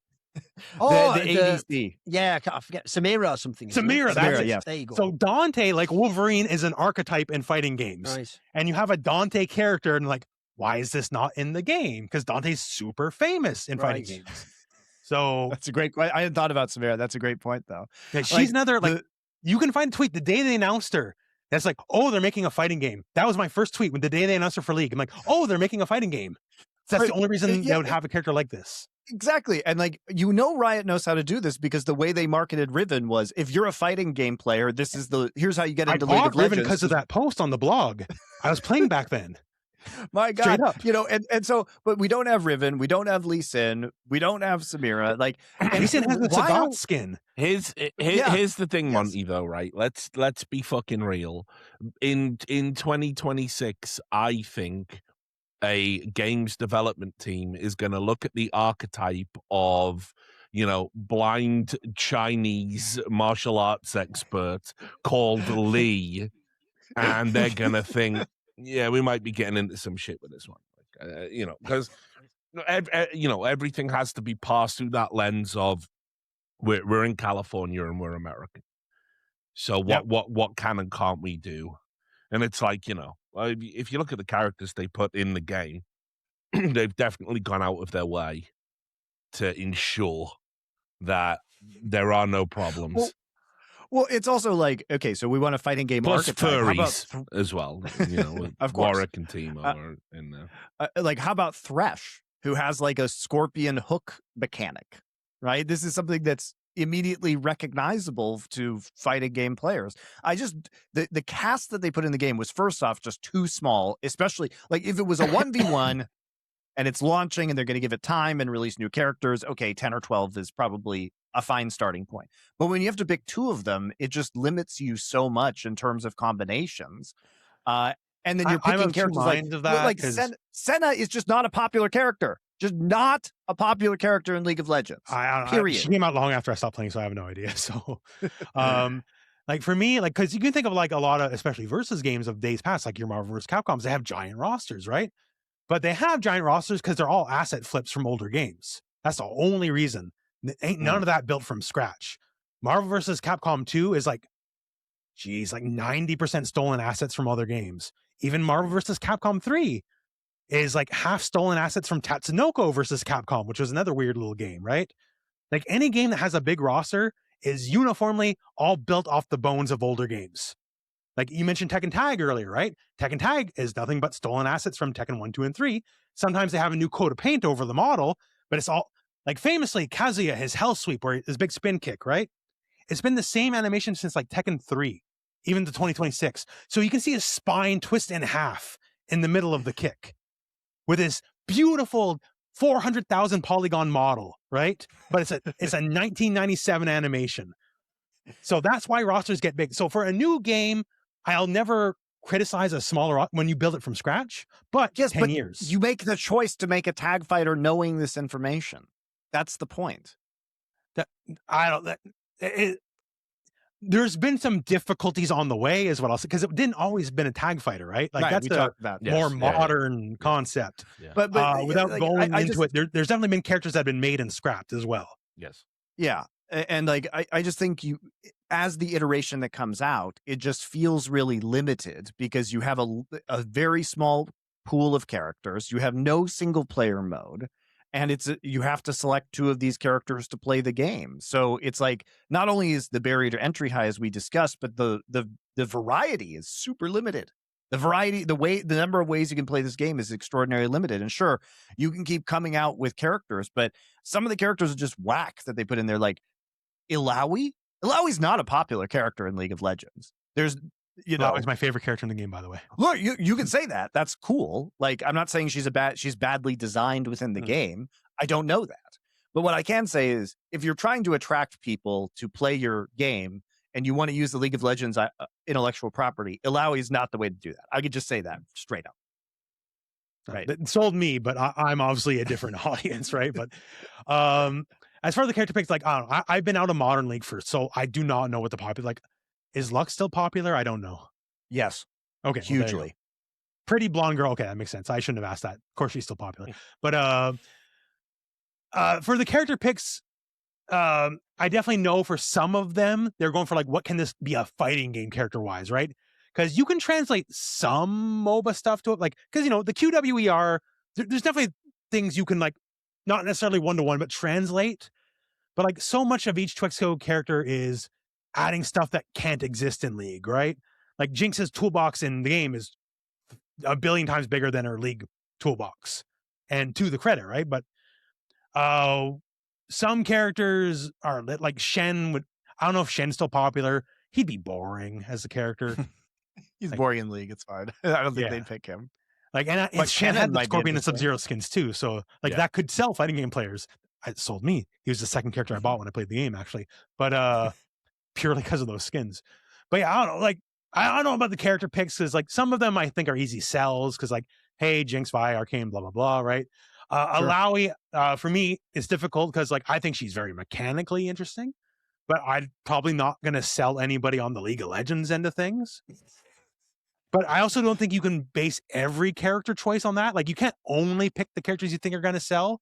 Like, because sometimes the outside characters if are going to be fan was favorites. The 33rd character in this game, that's one thing. She was 1 of 10. She was 10% of the game. Yeah. That's my problem. Well, once again, without going into like too specific, like, there's definitely been what you would term development hell issues about the game. So like, it wasn't a smooth ride all the way through is what I'll say. And there's more stuff in the bank. They have a very different process than other fighting games as far as character development goes, in that it's more on individuals than a team effort, which may change how their pipeline works as compared to more traditional fighting games. But like, even in the community of fighting game players, nobody likes the amount of characters. Ain't not one person. Like, they don't have to come from League of Legends. Ain't nobody happy about the amount of characters. I'll say that. Yeah, it's ridiculous. And I think part of this is also Riot had this grand vision a few years ago for what they thought they were, some sort of cultural IP powerhouse, right? Which is why they've abandoned this plan now, by the way, but they created these internal pillars where they hired people they hired executives from Netflix to run their entertainment division, where they were going to take over the world through things like Arcane and make movies. And they've been location scouting in Vietnam for a live action TV show, which I hope to God they make, because it will be terrible, by the way. Just hit me with that live action where you have a character named Misfortune and see how that rolls, because it's going to be ridiculous. If you make it like Xena, it could work. If it was like Xena or Hercules, they're too arrogant. Silly, I think you could do it. Rufel, they're too arrogant for that. It needs to be very serious. I know. You're right. But they're too arrogant for that, unfortunately. Riot is incapable of being tongue-in-cheek. You'll understand this. But when you look at this, like, the better option for them and what other people, literally every other major studio, bigger companies than them, Epic Games, for example, bigger company than Riot, okay? They realized with Fortnite that should they make their own IP or should they just do a million crossovers with every other IP? Activision Blizzard, look at Overwatch now. It's like, here's Cowboy Bebop in the game and here's all these other IP crossovers. The best thing Riot could have done was, and Riot certainly has the power to go out. Like if Arc System Works can come up with the Marvel IP, surely Riot can come up with the Marvel IP, right? They could go out and they could get IPs of other games and then make a fighting game from that IP. They could do that, but they're not going to because of their own arrogance about this IP and the value that it just doesn't have, and it will never have. It's never going to be Marvel, ever, right? They can make a million movies, a million TV shows. It will never be Marvel. The core IP is simply not good enough. And not to say they couldn't make a Marvel IP, but they need to start from scratch, right? So I think, like, why don't they take their game making expertise and use other IPs like Marvel Rivals did, or, you know, with NetEase, and then make that game? That's what everyone else is doing. Other people are seeing success. And I think Riot's insistence on not following the industry best practices is a major cause of their current problems. I can't necessarily disagree. Like, the biggest question I have from 2XO is, like, we talked about multiple times, but like the expectations, right? Like, did they come into this thinking they were gonna be like Counter-Strike or Call of Duty big? Because if that was the case, you're crazy. Fighting games just ain't that. Like, we're doing better than we have since the 90s right now. Like, this is the best since the 90s right now. But we still ain't like any big pillar game. Like, Street Fighter is the closest, and that's very regional right now worldwide. Like, definitely biggest in Japan, still big USA, Europe, you know, Middle East, Africa, like, but Japan is the biggest. And anywhere else is just, yeah. Like, if you did like a top 10 most played games of the month on PlayStation, Street Fighter 6 might be at like 9 or 10. Is it one of the problems? This is also why, by the way, when we do the whole esports discussion, I never really understood this, because you have tried to make your own subgenre called fighting games. There's not one game, is there? Like, so I've always thought, isn't that also a flaw in the trying to be huge? That, like, you're splitting the audience among all these different games. Like, you got the Mortal Kombat loyalist and the Street Fighter guy, and some guy who played Melee and never played another game ever. Like, is it one of the problems that everyone doesn't get behind one game and take it to right now? It's generally like, because not everyone, but a lot of people usually play multiple games. But it's just like, take a soda drink. Like, you like your flavor, right? Like, I love the Mortal Kombat flavor. Guilty Gear, a little too much for me, right? So in the modern day, it works like this. You have the game you like, and you also play Street Fighter. That's kind of how it works. Everyone plays Street Fighter and another game, and then it's just a matter of what is Smash, which is its own world, right? Smash is its own entirely distinct universe. There is such a disconnect between, I'd say, platform fighters, but realistically, 95% of platform fighters is Smash. Right. There's such a disconnect between Smash and everything else. Like, I'll give you an anecdote. This was several years now. It's a large tournament called CEO, Community Effort Orlando. It's one of the larger North American tournaments. And that particular day, I had nothing to do. So I'm like, oh, you know what? I'm going to watch the top 8 of every tournament that day. I'll just park my butt down and watch everything, right? And the day started with Mortal Kombat. And I'm there, and age range, just in general in the audience, I'm like, oh, I don't know, your early 20s to mid 40s, let's say. Okay, finish up. A bunch of people leave, Street Fighter's next come in, and age range for Street Fighter, roughly the same, like early 20s to mid 40s. And next is Smash. And like, well, I'm not going anywhere. I'm still here, right? Whole building leaves, and now age range is like 14 to 20. Like, Smash and platform fighters just appeal to such a younger audience than traditional fighting games. Fighting games, I can tell you from working in high schools in America that it's one of the biggest games in the esports clubs in high schools is Smash. Yeah. And like, there's nothing wrong with that, right? But there's just very little crossover, because like in Street Fighter, you can find an 18-year-old fight a 40-year-old, and no one would blink an eye. It's normal, right? Because like all the people like me, I'm in my 40s, early 40s. Thank you very much. I'm in my 40s, but like I'm not going anywhere. This is what I grew up on, and so many of us, we're not going anywhere. This is our game, right? And there's nothing wrong with it. The argument for how old can you be a competitive fighter and still succeed? It gets 1 year older every year because that audience just keeps aging up 1 year every year. It's not, there is no cap. You can be at any age. Which is great because there's a lot of talk in esports about like, do you age out of reflexes? But, you know, I think the problem in esports is just that the game types change. And so your muscle memory and the way the games are designed changes. So if you're an excellent RTS player, even though MOBA is adjacent, it becomes very hard to change with the times. But Street Fighter is Street Fighter and has been around for decades at this point, and it's intentionally kept the same. And it's like Counter-Strike, like the fundamentals of Counter-Strike are still there. So Counter-Strike tends to have older players than other games because absolutely. they've been able to maintain their skill set without being like 40 years old or 30 years old and being like, well, I guess I have to learn an entirely new genre of game now, right? Yeah, for sure. And for me, I would say there's different kinds of reactions, like pure twitch versus anticipatory twitch. Like it's much easier to, I think he's going to do this. Then you see him do it, then react versus like, I just turned a corner, like, you know, need to click. So I think pure reaction twitch is maybe a little rougher when you get older, not by much, because I'm still good at shooters. Like I've never stopped being good at shooters. But for fighting games, because half the battle is just anticipating it. Then because once you expect it, it's easy to react to it, right? Because in Counter-Strike and tac shooters, you also have a lot of anticipation from holding angles and hearing calls from your team about where people are on the map. Yeah, absolutely. Right? So Yeah. I think it tracks. It's a different skill set. Like, yeah.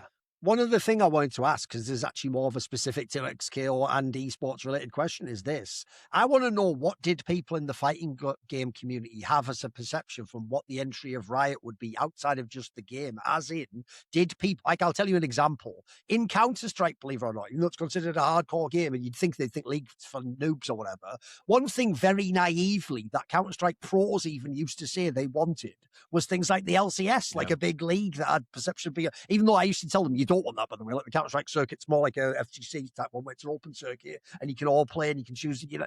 Essentially, I tried to explain it. It's not that good, but that was actually an idea when they heard Valorant was coming out. They were interested in it, like, oh, maybe this will be different how they'll do the esport though. Is there a perception that because it's Riot Games, they will put millions and millions of dollars in and they'll do their own circuit and have a league? Is that going to happen? That was absolutely the perception at first. And like a lot of people were not happy about it because like a lot of fighting game tournament structure is completely grassroots, right? Like, it's like, I mean, I was even thinking this when it came out, mate. Everyone wants their final game to be at EVO. Like, is it even at EVO, for example? Is that a thing? It's at EVO this year, yeah. For final game of EVO, it's going to be based off of entrance. So spoiler, Street Fighter is going to win. Like, it's just that simple. But there was definitely a concern because, like, once again, we mentioned, like, fighting games are resistant to esports. In recent years, we're slowly years behind everyone else, finally kind of picking up on it. But there was a big concern, like, oh, Riot's going to come in and bully everyone out.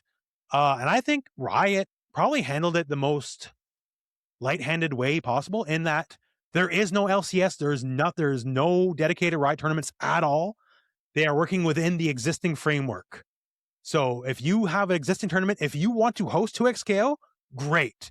We'll give you a couple codes so you can get like the skins or whatever, DLC characters. We'll help set up some of your back end, like your stream and all that. So like we'll be here, but it's still your tournament. Like the one which made the tragedy of the layoff so much bad is Frosty Faustings is the big traditional January fighting game tournament. And like that one traditionally is not all, like, it's meant to be a Guilty Gear focused tournament. Many tournaments have their gimmick. So like we're focused on this game or that game, but like we have every game, but that's our gimmick, right? So it's traditionally Guilty Gear focused because there's a character called Faust in Guilty Gear. That's why it's Frosty Faustings. And the whole thing they did is, okay, we showed up. We're going to help your streams. We're going to help your production, but this is still your tournament. And the tournament for 2XKO stole the show. Like everyone loved it. One of the best grand finals in the last year, straight up. It had like 40,000 concurrent viewers, right? It was a lot. It did a lot, yeah. And just like the quality of the matches, like in the last year, I would say that grand finals is tied for best match of the last like 365 days.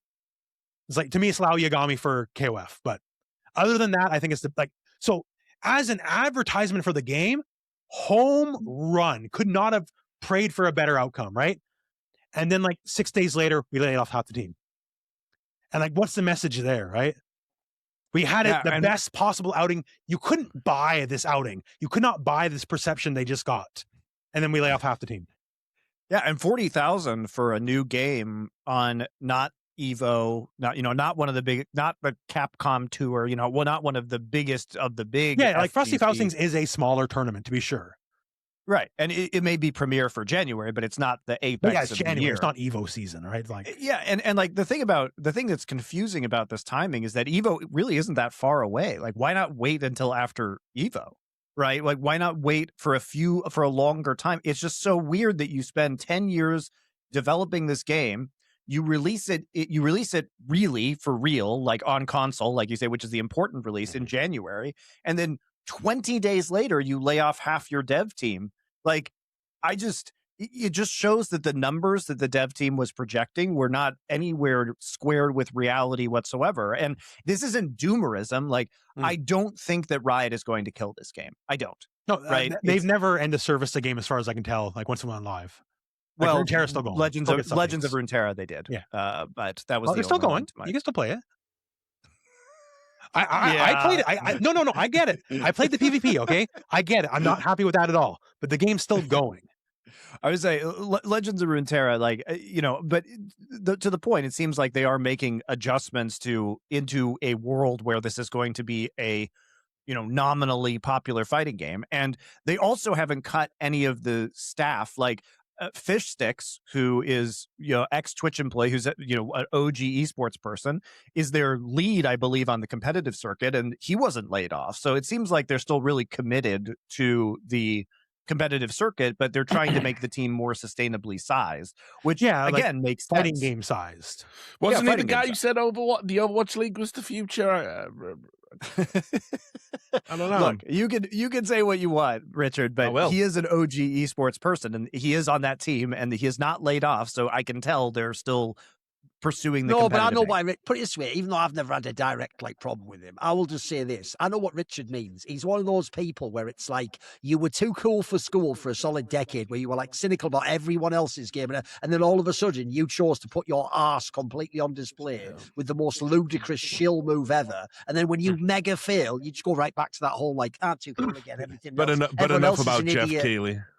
I know. It's actually one of the most disappointing things about esports. Everyone's that cynic until they get their shot, and then all of a sudden, and then also, by the way, they also tend to do that thing like fucking DJ Week, which is the second you leave Twitch. It was all problems. Is that you were one of the top guys? You fuck.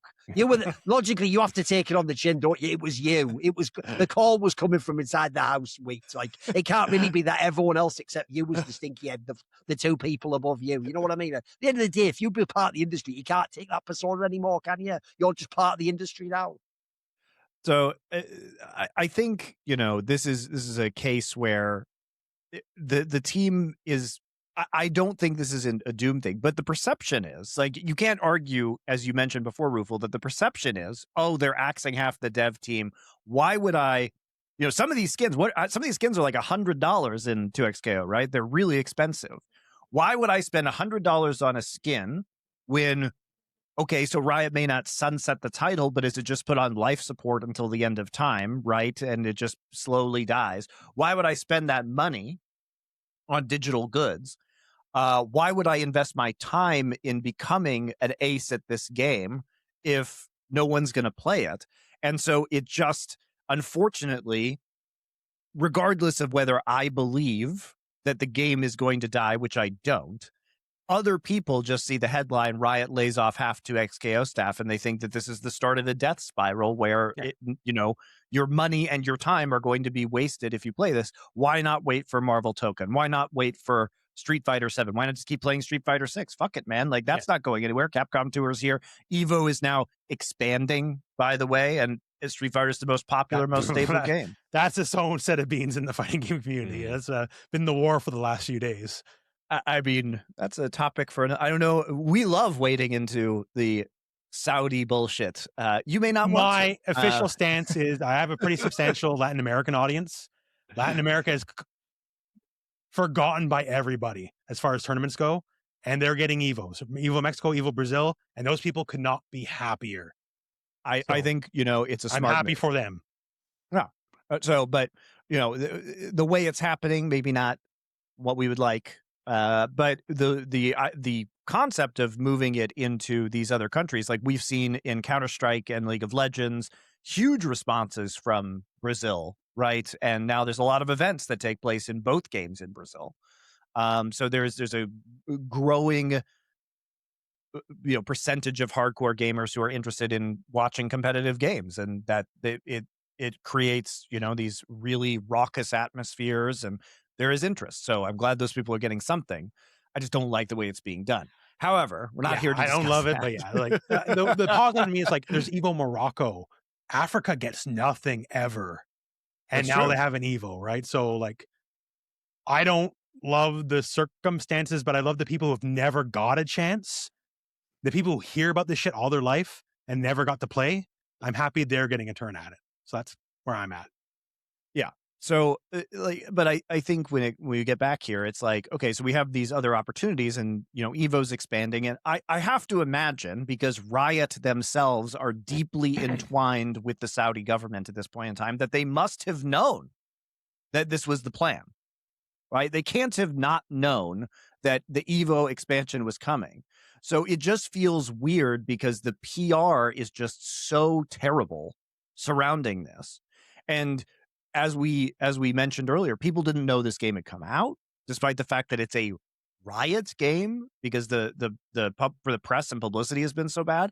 And the instant we get publicity, it's like the game comes out, no publicity.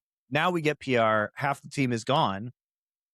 It just leaves this in a really awkward place in terms of perception. Yeah, it's just like when you mentioned how Riot does their own thing, like when you said like how come they're not at Evo, they've gone out of the way to avoid Evo every year.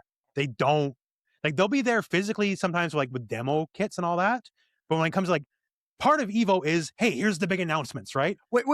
They would not do it. The founders of Evo made this game, and they don't want to be at Evo. They're physically is there there bad to showcase blood? the What game the hell? on the Like show floor, I know there was like the crazy Evo scandal, but that didn't involve these guys. No. So that was Mr. Wizard, yeah. So you would even think exactly. you'd go one step further and do things like sponsor the Evo before the game comes out and be like 2XKO presents, like, and be the headlines. But you'd want to do shit like that, I would figure. Like in the world of fighting games, Evo is the ultimate marketing event, right? Straight up. Because like, okay, here's top 8, and okay, boys, ready for top 8? And by the way, one more thing. And then everyone's like, yeah, and they get the big trailer and all. That's the best marketing you can get ever in fighting games as Evo.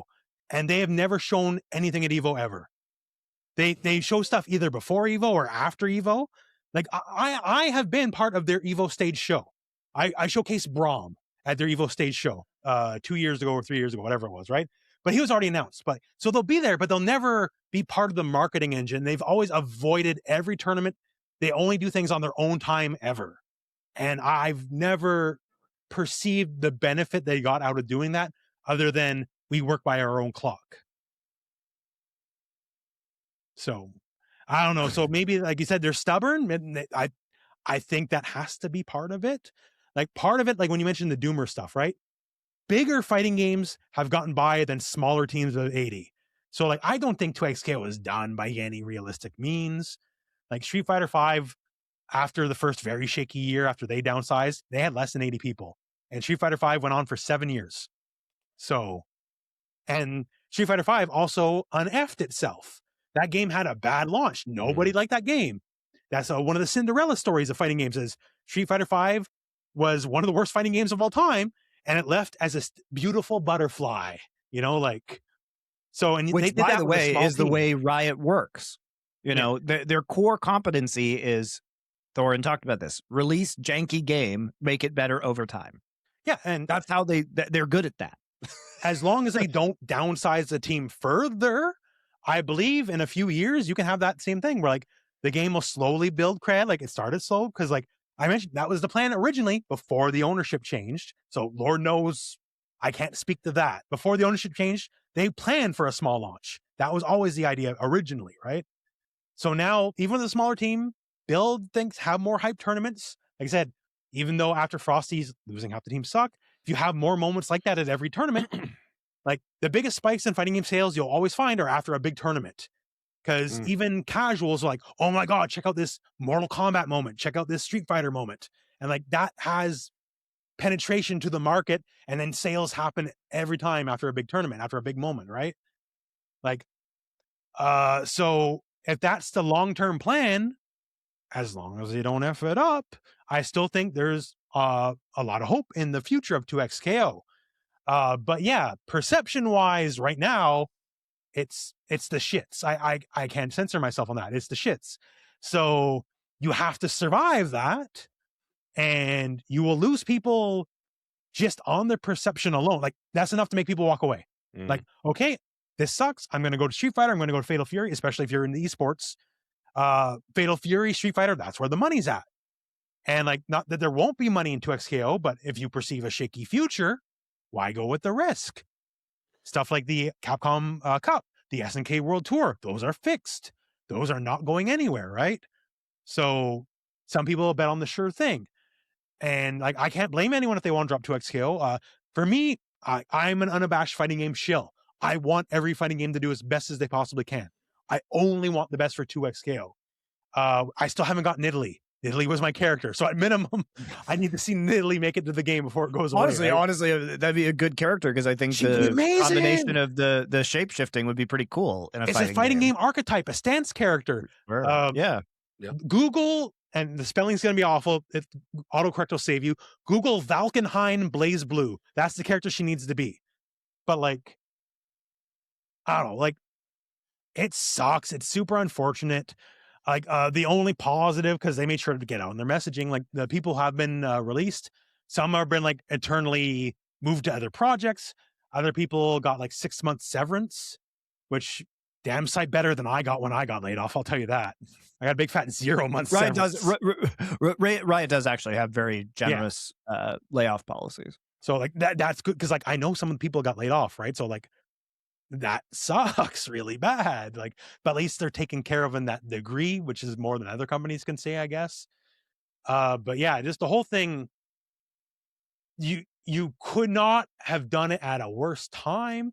Like from a financial thing, just the announcement. To my personal opinion, I don't know. My personal opinion.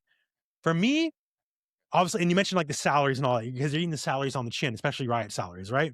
Well, it's Los Angeles salaries too. Exactly. That's the hard but like, part. To me, announcing what you have done with the downsizing the team when you did it so far or so close to the launch of the game, right? I think you did more financial damage to the game in doing that than the cost of those salaries costing you, say, for another 6 months. I agree. Yep, definitely. So like, even if the numbers are the most doomer effing numbers behind the scenes, right? Because I'm not privy to those they're numbers. not, by the way. We can just tell they're not. I don't think they are. But even if they were, right? Just eat it on the chin for a bit, because the loss of face in the public is not worth those salaries you're eating. But like, do it like, especially when you've already been paying some of these people for 10 years. Yeah, like Marvel Rivals did it, and Marvel Rivals is still going wrong. They had a giant downsize of their team, right? But they didn't do it 2 weeks, 3 weeks, or whatever after launch. They waited a while, then they downsized their team, and Marvel Rivals is still going strong, right? And people made stuff of it at the time, the layoffs, and like they should. But there's a time and a place if you're going to do it, and at the launch of your game is not it. Yeah, because like that's what's so shocking about this is the way in which this happened is just deeply. Well, it clearly wasn't intended. I mean, you know, if people are reporting 30 minutes notice, that tells you its own thing. Yeah, Pat said he had 30 minutes notice, and he was there for 10 years. Yeah, it's like, you know, I'm pretty sure it might have been the case for Caroline as well. I'm not too sure, but you know, she tweeted about it, and she's probably over on Blue Sky too. Yeah, and she's that's thing. Like, I know her personally. She's a lovely human being, right? And like that sucks. I mean, like for her to get laid off, she was in a lot of the promotional stuff as well, which is kind of like always crazy. Usually, yeah, she's in like a lot of the shorts and all that. You'll find her face directly in it. So, but again, her salary could not be sinking the boat that much. No, it's right. Like, nothing should. No one's salary should be sinking the boat. You know. But I mean, I just think for me, to your point, you were saying, well, they've still got Evo and they're still around, and maybe they can make these incremental gains and like claw it back. Unfortunately, that just doesn't work now. It doesn't work. It's like, fucking High Guard isn't coming back, guys. It doesn't matter how many people they keep on there. The attention economy is so fucking brutal now, particularly for free-to-play live service games where people only realistically want to commit to one, maybe two, if they've got lots of free time. Well, I've got some stats for you guys on this. Okay. Well, if we launch and it's fucking botched, it's over. It's over. I mean, the High Guard one is for me actually a pretty good analogy to what Riot Games did, because Riot Games went out there and initially used all of their fucking friends in the media to announce we've got a fighting game coming. It's Project L. It's all top secret. It's going to be amazing. It's going to use League of Legends IP. It's going to do all of this. And of course, everybody went away, and all of their, cronies span all the articles. What if this character was in it? And they wrote all of this stuff, and they hyped everybody up. And then what you got was an ultimately subpar release with a very tiny roster of a very niche within a niche fighter. Which, by the way, I would even go as far as to say I just think fighting games, particularly tag fighting games right now, feel saturated to me. And that's speaking as someone that doesn't play them, to be fair. That's someone observing from afar. But it does feel like if I was to sit down and choose a fighting game, I'd have a lot of IP. I feel I'd have a lot of choice. I'd have a lot of IP to choose from. Yeah. I mean, obviously, just the ones I worked with is Street Fighter, Tekken, what's the fucking Superman one, the DC one? Injustice. Injustice. We like. I'd probably, and then obviously Marvel. Now, I'm settling on one of those. I don't even know how I would get to League of Legends. And so to continue with the High Guard comparison, they, what sank High Guard was you had the Games Awards give it this incredible promotional spot that would usually sell for millions. Apparently for free. There was no deal there. It was just predicated on the fact that the guy who was running the awards liked the game, which also seems impossible because it's very generic for what it is. And so that's what we've done here. And now and then you announce, no, guys, we're definitely here. We're going to make it a great game. Massive layoffs. No, it's going to be fine. More layoffs, website down. Don't worry. And now the line at High Guard is the damage has been done. We're just going to beaver away and hope we, get a fucking internet historian video in 5 years' time saying what good work we actually did, like No Man's Sky, which retards just quote overlooking the fact that they actually lied to consumers and ripped everybody off on sale. Unfortunately, in this day and age, there's no way back from that position. There's never going to be a period now where 2XKO is going to be the biggest fighting game. There's no way in the future 2XKO is even going to have a sustainable revenue stream. That's all impossible at this point. I don't know. Just because it has happened in fighting games before. Because that is the story of Street Fighter V. It's exactly the story of Street Fighter V. But what I mean is, like, I think if we're talking Street about Fighter IPs, V is a beloved fighting game IP, though. With but it launched terribly. Everyone dropped the game. No, but Street Fighter. But what I mean is, if Street Fighter V is, which it was a disastrous launch. Street Fighter V sucks. We all know there's a Street Fighter 6 coming. You know what I mean? It's like there's not one individually bad game that could tank that particular franchise. It's just got too much brand recognition. And people will give it a second chance. I think like some of the Mortal Kombat games that have come out lately, considering that was my fighting game of choice, is like they've been a bit ropey. But I just don't think I don't think you can kill that IP. What you're doing with 2XKO is essentially, even though it does borrow from the League of Legends IP, you are launching a brand new thing. And you're also doing something that isn't typical of fighting games. You're creating a live service fighting game. So that's very atypical. Usually you make one game, People come to it, they learn the mechanics, and then you might create a sequel with an enhanced roster and some enhanced mechanics and a better engine and better graphics. That's typical. And this isn't typical. And so, unfortunately, you have to treat it like a live service game. And if there's one thing we know about live service games, it's that if they are dead at launch, they are dead. It's as simple as that. And yeah, for fighting games, the only thing I can say is this is uncharted territory for a fighting game for the most part. So I can only say, like, I do not disagree in like the grand. It's like high guard. Yeah. We're done. Yeah. It's toast. But fighting game, since this is uncharted territory, we have seen fighters take a punch in the face at launch, stumble out of the gate, and come back years later. And like it's not unheard of. Even, like it's not even just Street Fighter V, right? So, but being live service, this is just for our genre. This is untested territory. So, I like for some of the things, like I know corporate shenanigans about like some things I just got to take them at their face value because like it benefits me zero to assume they're lying because it just doesn't benefit me. It doesn't benefit the end consumer because a lot of people who play it have a lot of fun. Like once again, that tournament Frosties before everything fell to crap, that was the best advertising. Money couldn't have bought it. That was great. Everyone's talking about, oh my God, okay, this game, maybe it's weird and hard to get into, but like this game's got something, right? And then once again, a few days after the tournament, we laid off half the team.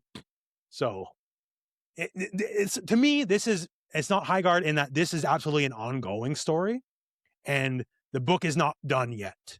It still might have the bad ending at the end, but we're just not there. Like we're in phase 1 still. That's my opinion anyways.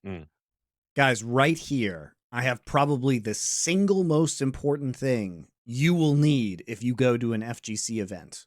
What is it? Mando whole body deodorant. If you guys have been to these events, you know what I mean. And Mando can help you smell really good while you play Street Fighter or 2XKO with manly scents here like bourbon leather. The nice thing about Mando is it uses mandelic acid to actually stop the body odor before it even begins.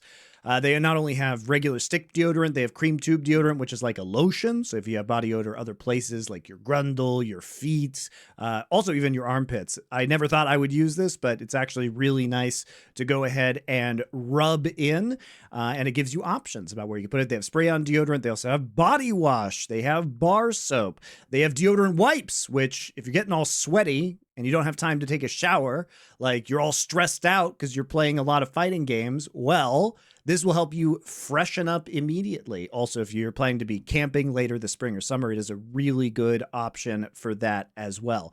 I've used it a bunch. It blocks odor all day and controls odor for up to 72 hours. So tons of opportunities here for you guys to pick up some new products and upgrade your grooming here in 2026.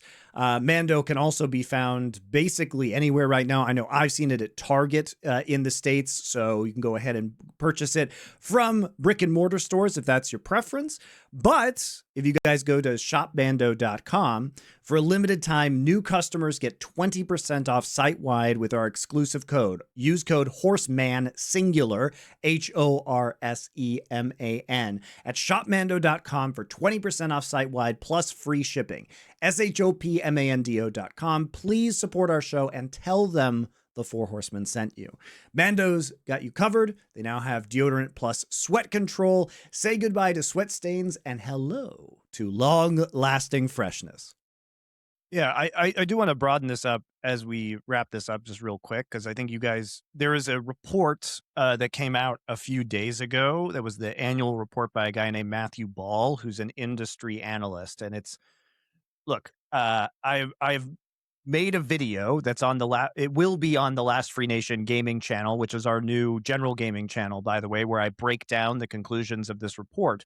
But when we talk about new games, what's really interesting about what's going on in the industry right now is that nobody is actually playing new games, and there's more new games than ever. So when we look at a launch like 2XKO, which is a new game compared to Street Fighter or King of Fighters or Smash Brothers, these are all legacy IPs, okay? most gamers today, all the top gaming franchises, so gaming franchises that are 9 to 33 years old, currently have 45% of all player hours. Now, obviously, this includes new titles like the latest Call of Duty, but basically half of all game time is going to IPs that have existed between 9 and 33 years. And so it's really, really, really hard to break in, because as a new game release, they get somewhere between 4 and 7% of total playtime. As a game that released in 2025, 4 to 7% of total playtime. That is crazy. So 72%, like basically 5 years ago, games 6 years or older accounted for 57% of playtime. Now it's 72%. It is crazy that it's so hard for new games to break in, because people will always just return. And this is part of the live service thing. It's like, we don't have to look for new games because Fortnite and Overwatch and League of Legends and Counter-Strike and Rainbow Six and Street Fighter, like, sure, Street Fighter is releasing new versions and Call of Duty is releasing new versions, but a lot of these games are just live service games that go on forever. And why would I learn a new skill set or a new character when I can just play the same thing that I've already played? And, that's why games like Highguard and Concord are so difficult to make succeed, is because people just aren't giving new games a chance. And I would say this is especially true of competitive games, especially true. Like, if you're a narrative game player, you'll be willing to give a new game a chance, right? Because it's a new experience. But if you're a competitive player, what is the reason for me to leave Street Fighter? What is it? I spent 2 decades playing Street Fighter. I know the mechanics. I have confidence that even if some things change, the core mechanics of Street Fighter 7 are going to be the same. Right? Yeah, no, honestly, very little. Like, that's why generally Street Fighter and Mortal Kombat remain the top dog. By the way, next year is Street Fighter's 40th anniversary. Yeah, exactly. It's been a while. So, but it's like, especially old people. So let's take us. Like, I have kids, I'm turning 40 this year. Am I really going to learn an entirely new competitive multiplayer game? No.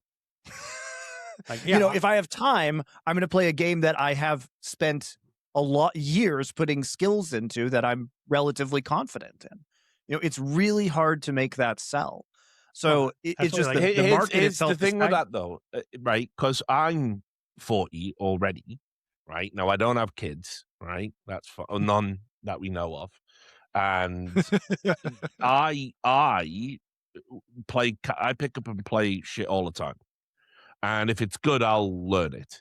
And I've learned a bunch of stuff in recent. I've learned a bunch of stuff in recent. But you are statistically, as my point, an outlier, right? But what I'm saying is, if a game has the right balance of, I can casually pick this up, and it's got systems I learn, but I can play it on day one and not have a terrible time, I'm going to play that game. And I'll play it again and again and again, and I'll improve over time. And then, 100, 200 hours, maybe I put it down. You know what I mean? I did that with Helldivers, kind of was fun for a while, play some multiplayer. We all moved on to the next shit. We're all on Arc Raiders now. There'll be something else after that.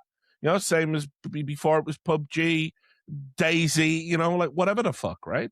But the point is, all of those games, while sweaty now, when you were playing them, you just pick them up and play them. They were all very easy to pick up, and you could have a fun experience on day one. I don't think that's true of 2XKO. I don't think that's true of a lot of fighting games if they railroad you into going online. No, I can't disagree. Like 2XKO, if you are ultra casual, as it currently stands with what's currently in the game, unless you have someone who knows, like, because the game does allow for 2 players on the same team, right? So if you can get someone who already knows fighting games and play on that team with them, that's a fantastic onboarding experience. Yeah. But if you're just by yourself thrown to the wolves, I don't see you having the best time. I'm not going to say you're not going to have a bad. Maybe you do, right? Maybe you do. But most of the people playing that game are more of a hardcore slant given what the game is, right? So say a new Mortal Kombat comes out. Mortal Kombat's super casual. You can definitely find people your skill level, any skill level. Like, I've never played Mortal Kombat before. Sure, here's 20,000 other people who never played before because it's Mortal Kombat. Yeah. if you hop into 2XKO, you're going to find people like me who've been at this for 35 years. And you may not have the best time at it, like. That's what I mean. So, It's there's a lot about it that is very anachronistic. It's also, for me, a massive own goal. I'm assuming they didn't do this because when I was researching this episode, I couldn't find it anywhere. But why not have an online mentor system? That's the idea behind Tag, is they want to do that. They're trying to do that, although it's not implemented in game just yet. That is something I've wanted in fighting games for a very long time, because fighting games are scary, weird, and hard. Yeah. And if you lose, you lost, right? Once again, can't blame Rammus jungling or whatever. You lost, nobody else.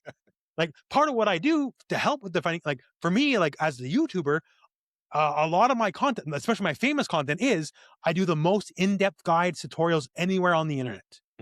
Because like I'm here to take away the scariness of all this. Like, I'll do a guide that could be 2 hours long on one character. And I could have definitely went longer. That's me editing myself down. Right. Because I'm here to teach you okay, I know it's like a lot to get in, but I'm here to demystify all this BS, right? Because I love these games, but they are some of the most imperceptible effing games of all time. Oh, sure. Right? Like, if I just showed you Tribes, and you've never played Tribes in your life, and you see me skiing in Tribes, you're not going to know what the hell that is. Like, you could try all you want. You're not going to figure that out without being told, right? Mm-hmm. And a lot of fighting games is you won't know unless you're told. And so, like, I do my small part, but I wish it was easier, because like it's more than just tutorialization, because like the game can have tutorial mode or whatever. Like famously, Under Night in Birth has one of the most in-depth tutorials ever. It'll take you like 4 hours to go through that tutorial. Yeah. And nobody wants that either. That's the problem, right? Because like, yes, it did technically teach you everything there is to learn, so it's not wrong in that way. But by the end of it, you're just gonna be like, what? Like that doesn't work either. So like, you need the hard spot of easy to learn, hard to master, which is what everyone chases, right? That's why Mortal Kombat's popular. That's why like Street Fighter at a base level is popular, because people at bare minimum, okay, if they're not close, I shoot the fireball. If they jump, I do the uppercut. Mm-hmm. Like, that part is intuitive to a degree. But like, this is a weird, hard genre. And there's other, like, I think Deadlock's been doing big numbers. Deadlock's weird and hard, right? Mm-hmm. But like, sometimes there's like the je ne sais quoi, like you can't put something on it where like you can get mass appeal despite the like League's a mess to get into these days. Oh my God. Oh, for sure. Like, how could you without reading like 400 wikis and like hours of guides? Yeah, I mean, this is the problem with League, is that the new player experience is so dog shit now. Yeah. Like it's unbelievable. It's unbelievably hard to get into. Like when I started, it's funny, you mentioned Misfortune earlier. I started the day Misfortune came out. That's when I played League. And yeah, the there are game was probably like much 50 less champs in the complex. game at that point in time. Yeah. Like, and even I struggled, like, how come the towers are hitting me? I didn't understand why the towers hit me, because nothing explained that when I attacked the other person. There was not a single thing. And then I get mad, I was like, getting mad at everything in the world, right? Like, eventually some guy told me, oh, if you hit a player, the towers hit. I'm like, oh, I wish something told me that, like. But yeah, like, well, but we come from the generation of gamers where mechanics, we just had to learn them ourselves. There wasn't an expectation of any hand holding. Yeah, right? like that's why I do what I do in fighting games, because like for me, it's a language, and like as long as you know one language, you can suss out the other one. So you can put me in front of a fighting game I've never played in my life, and within a couple hours, I'll pretty much understand everything, because I've been in the ecosystem my whole life. For a normal human being who's like, I like playing Call of Duty and God of War, that's a bigger ask, right? Like, yeah. So 2XKO, especially, like, just the concept of having to go to a wiki is beyond most like, people, It's necessary. Like, there's some things about it, like they have the fuses, they call it. It's another layer of gameplay. It's like, think of it like a class on top of your character you picked. And some fuses are like, okay, Juggernaut is you only pick one character. He's twice as strong. You don't pick two. And immediately that's more attractive to a new player. Oh, okay. Don't got to learn two characters. Thank Christ. Like, you just made that much easier on me. The other one's called Sidekick. where you pick 2 characters and the other one can never be tagged in. Yeah. And that one is probably the best to onboard a 2-player experience. So the other player is playing the character that's not tagged in. So they handle the assists and all that, and that's all they handle. And then they can get a feel for that behind the wheel, if you will, like driving school or something. But like, it's for a game, like for me personally, can't speak for anyone else. If I'm ranking like beginner friendliness, 2XKO of the modern fighting games is near the bottom of the pile. Like, it is a game for hardcore players. And there's nothing wrong. Many people will enjoy that, but you can't have an expectation that game is going to be the most popular game in the world. Yeah, it's unreasonable for Riot to even think that, because they didn't like this is what's so weird about Riot as a company, is that it feels like they've forgotten what made them popular in the first place. What made League popular was it was a simplified version of Dota. It wasn't. I didn't want to play Dota. The hardcore version of a MOBA. It wasn't. Yeah. Dota. So why are they making the most hardcore fighting game? I looked at Dota and I remember at the time, like, well, I got all these rules, and these are just fucking Warcraft 3 characters. Like, I already know War 3 to death. Versus Sexy Pirate Lady, I'm picking Sexy Pirate Lady, right? So that's what got me in the League over playing like just regular Defense of the Ancients. So like there's that. But yeah, like you can do what you want in the end, but should the billion-dollar company be out the one to make the hardest of hardcore fighting games? Like,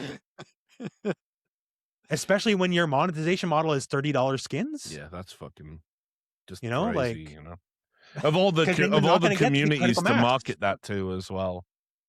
Like, I'm gonna just be real. I bet if we looked at the statistics, I bet FGC monetization is dog shit. Like 100%. I can tell you some stories. And the worst part is the one game that does have the critical mass is Street Fighter 6, right? And the biggest fight the whole audience is please give us more cosmetics. And they're like, no. Typical Japanese. It's the only game that people cry for more cosmetics, and we get nothing for Street Fighter 6. So that's go figure that out. That's a typical Japanese corporate response, where it's like, so no. I don't know. But yeah, like, so for me, I think 2XKO, like, there is no such thing as a dead fighting game. Even games that came out like Darkstalkers. The last Darkstalkers was 1997. Right? Darkstalkers will be featured at EVO this year. And EVO Japan and EVO USA between them have like at least 500 people entering this 30-year-old game. So there might be there's never a dead fighting game. It might be small, but it's never dead, right? And I don't think 2XKO will get small, at least in the near term future. But yeah, just when it comes down to it, like, it is just the hardcore fan base are very happy with the game. But that means you got a game that'll never challenge Street Fighter in any reasonable way, especially Mortal Kombat or Smash or whatever. All right, guys, you have any final thoughts, Thorin or Richard, about the 2XKO fiasco? I feel like we've covered just ultimately that I think it's just classic Riot. You know, they really can fuck anything up, from a cup of coffee to a wet dream. They are just incredible at everything they do, and it makes me laugh because when they first announced this, there was a lot of people in the FGC that thought this was going to be a net good and net positive. I did. Yeah, I'll say that right now. I did. Yeah, when the rest of us in esports know that as soon as Riot are involved in your shit, you're in for a bad time. One way or the other, not just by virtue of them making ridiculous games with ridiculous rules and wanting complete control over the little ecosystems, but even if you're Riot adjacent, they'll fuck with you. You know, if you just happen to be in the industry and be someone they don't like, or, be critical of their products. So, the FGC are finding out the hard way, and, maybe it'll be like you say. I mean, I'll defer to your expertise. Maybe to fucking 2XKO will kind of like just trundle along. They'll release a new character for it every 3 months, and it'll be fine. And, they'll just refuse to publicly take the L over how popular it is or how much money they're making from it. But I just don't think that applies to modern games development anymore. I think ultimately this will be the first time where realistically, we're looking at Riot having to essentially quietly shelve something and move on to another project. So, but we shall see. Ruvel, I have a question for you Sure. that I haven't seen any data on this. Do you know how popular this game is in Japan? Because Valorant has gotten very popular in Japan, so Riot clearly has some inroads. Are Japanese players taking this up? There's a decent amount of Japanese player base, but I would not say it's in excess of the usual. Japan's in a really weird position because I mentioned Street Fighter, right? Street Fighter is 90s big in Japan right now.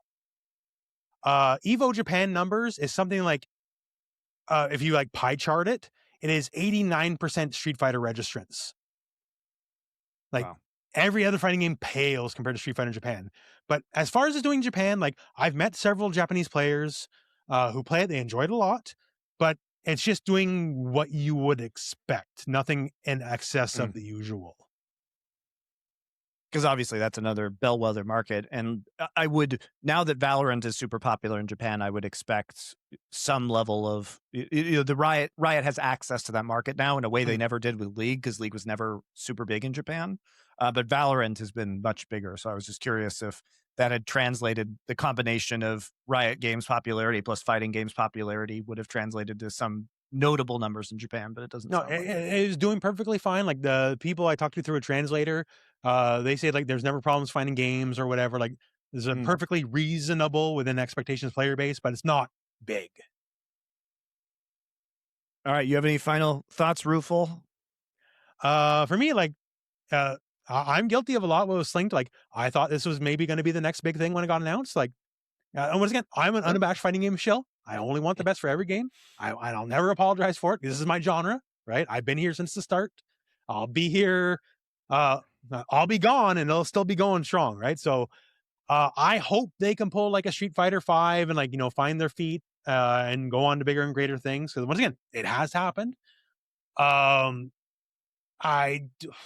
Just once again, if I was in charge, even if I came to the ultimate decision that we had to do layoffs regardless, I would have put it 6 months down the road, not right after launch at minimum.